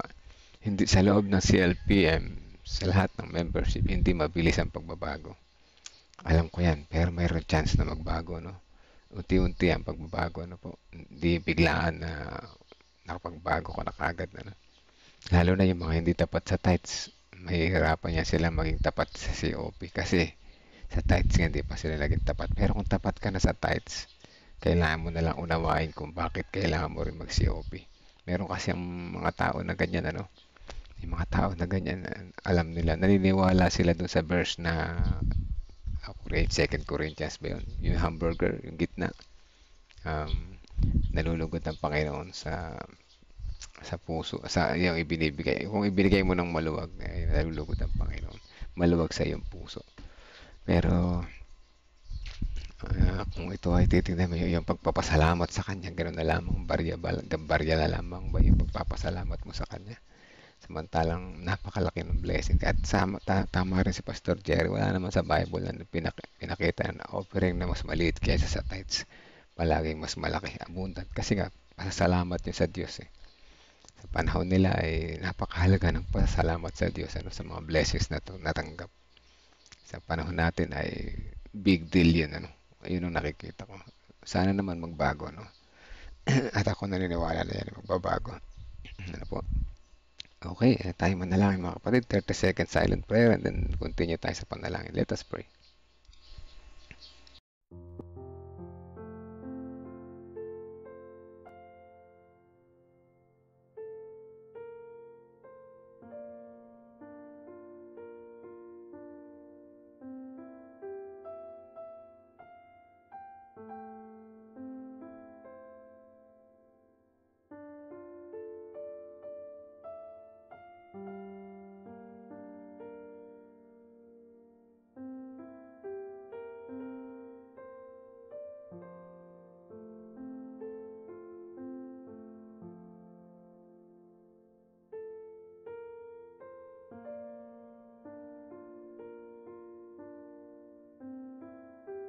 Tayo manalangin. Amang banal na makapangyarihan sa lahat. Salamat po muli sa umaga na ito na muli niyo kaming ginising sa umagang ito na punong-puno ng pag-asa at punong-puno na nagmumula sa inyo na pagmamahal. Salamat sa huling topic nito na nagtuturo sa amin na maging ang hindi mananampalataya, maging ang mga hintil, maging ang mga makasalanan, kagaya rin namin sa loob man at sa labas ng aming iglesia ay may mga makasalanan. Ngunit pantay-pantay po ang inyong pagmamahal sa amin. Nais nyo na kami ay manambalik sa inyo, na magtiwala sa inyo, magtapat po sa inyo. Nawa o dakilang Diyos, bigyan niyo po ang bawat isa sa amin ng pusong matalino sa pagtingin sa panlilang ni Satan at sa inyong pagmamahal, upang sa ganun at magkaroon kami ng karunungan sa pagpili na kayo po ang aming pipiliin, sapagkat kayo ang nagtagumpay na at magtatagumpay po muli sa sanlibutan ito. Salamat po dakilang Diyos sa inyong pagmamahal. Tunay na ramdam namin ang inyong presensya sa bawat umaga. Ngunit ito kami pa rin ay makasalanan. Kaya humihingi po kami ng tawad sa aming managawang pagkukulang at pagkakasala. Sa pagpapatuloy na aming panalangin, aming patuloy na pinapanalangin ang gawain dito sa Peñaranda at sa San Leonardo. Tunay na malawak ang aanihin, kakaunti ang mga ani, at bigyan niyo po kami ng lakas ng pangatawan o dakilang Diyos upang kami patuloy na makagawa sa gawain. Ngayon din, hipuin ang mga taong aming ini-invite na sila ay makinig ng inyong mga pabalita upang sa ganun malaman nila ang katotohanan, maramdaman nila ang inyong pagmamahal, makilala rin nila kayo bilang aming mga personal at tagapagligtas. Dalangin din namin ang kapatiran na nakikinig ngayon. Meron kami mga pangalan na naisilapit sa inyong mga tao. Maaaring ito ay aming mga mahal sa buhay. Maaaring ito ay aming mga kapitbahay.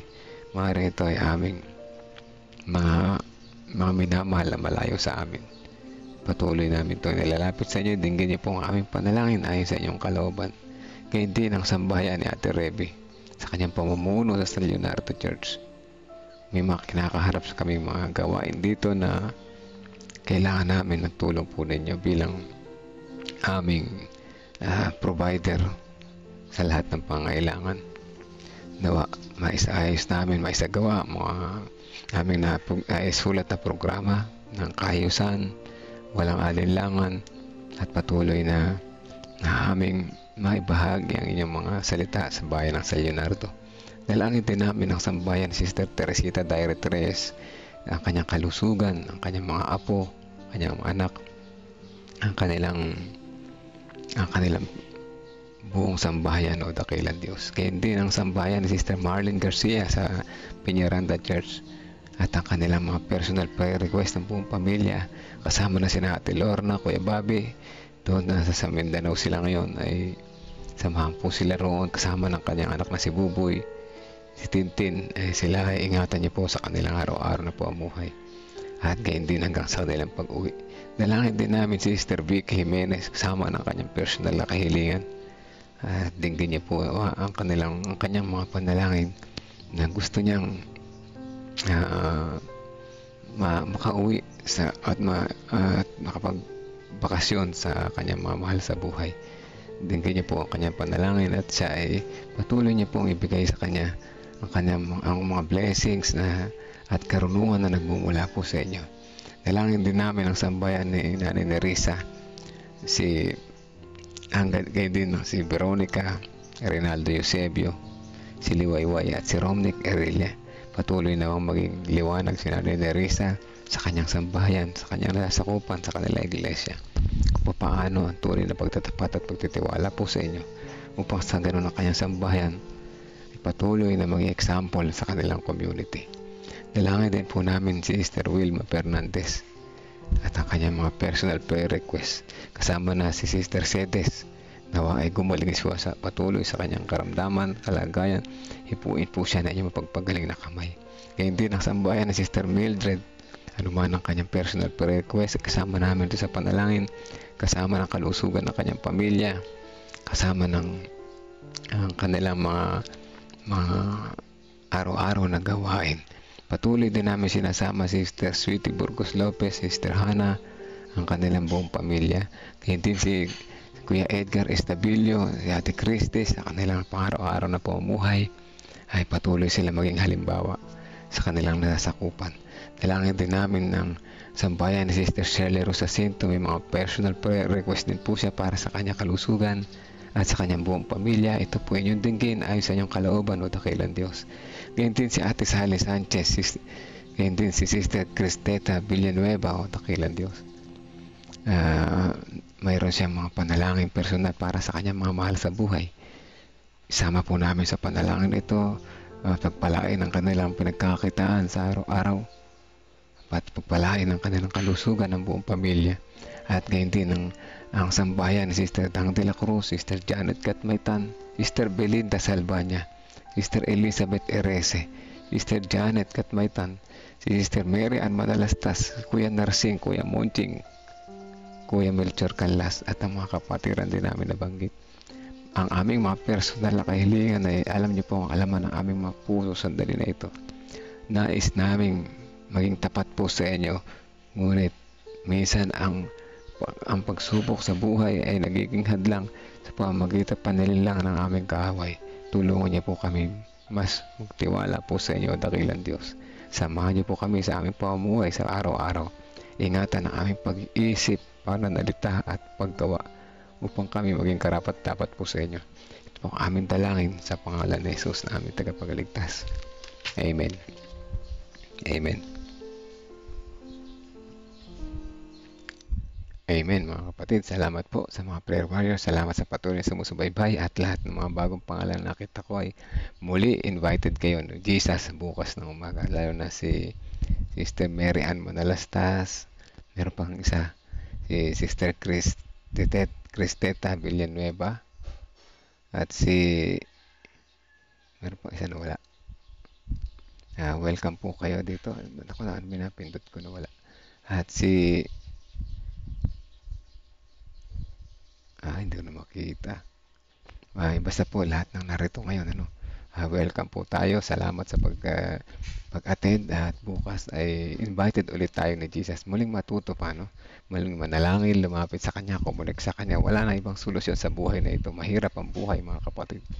Ngunit kapag tayo kumunik kay Jesus, magiging madali ang buhay. Mahirap, mabigat man ay masaya kahit na mahirap sapagkat kasama natin ang Panginoon. Maraming salamat po sa ating lahat. God first morning po. Hanggang bukas po muli. Salamat po appreciate ko po ang inyong response. God first morning po sa inyo lahat.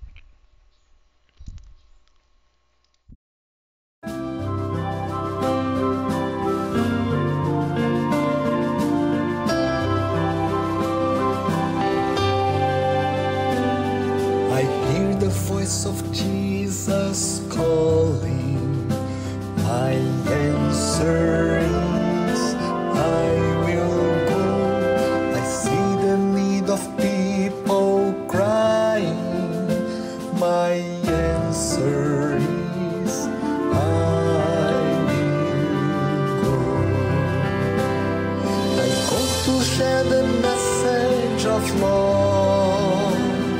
I go to share the blessed hope.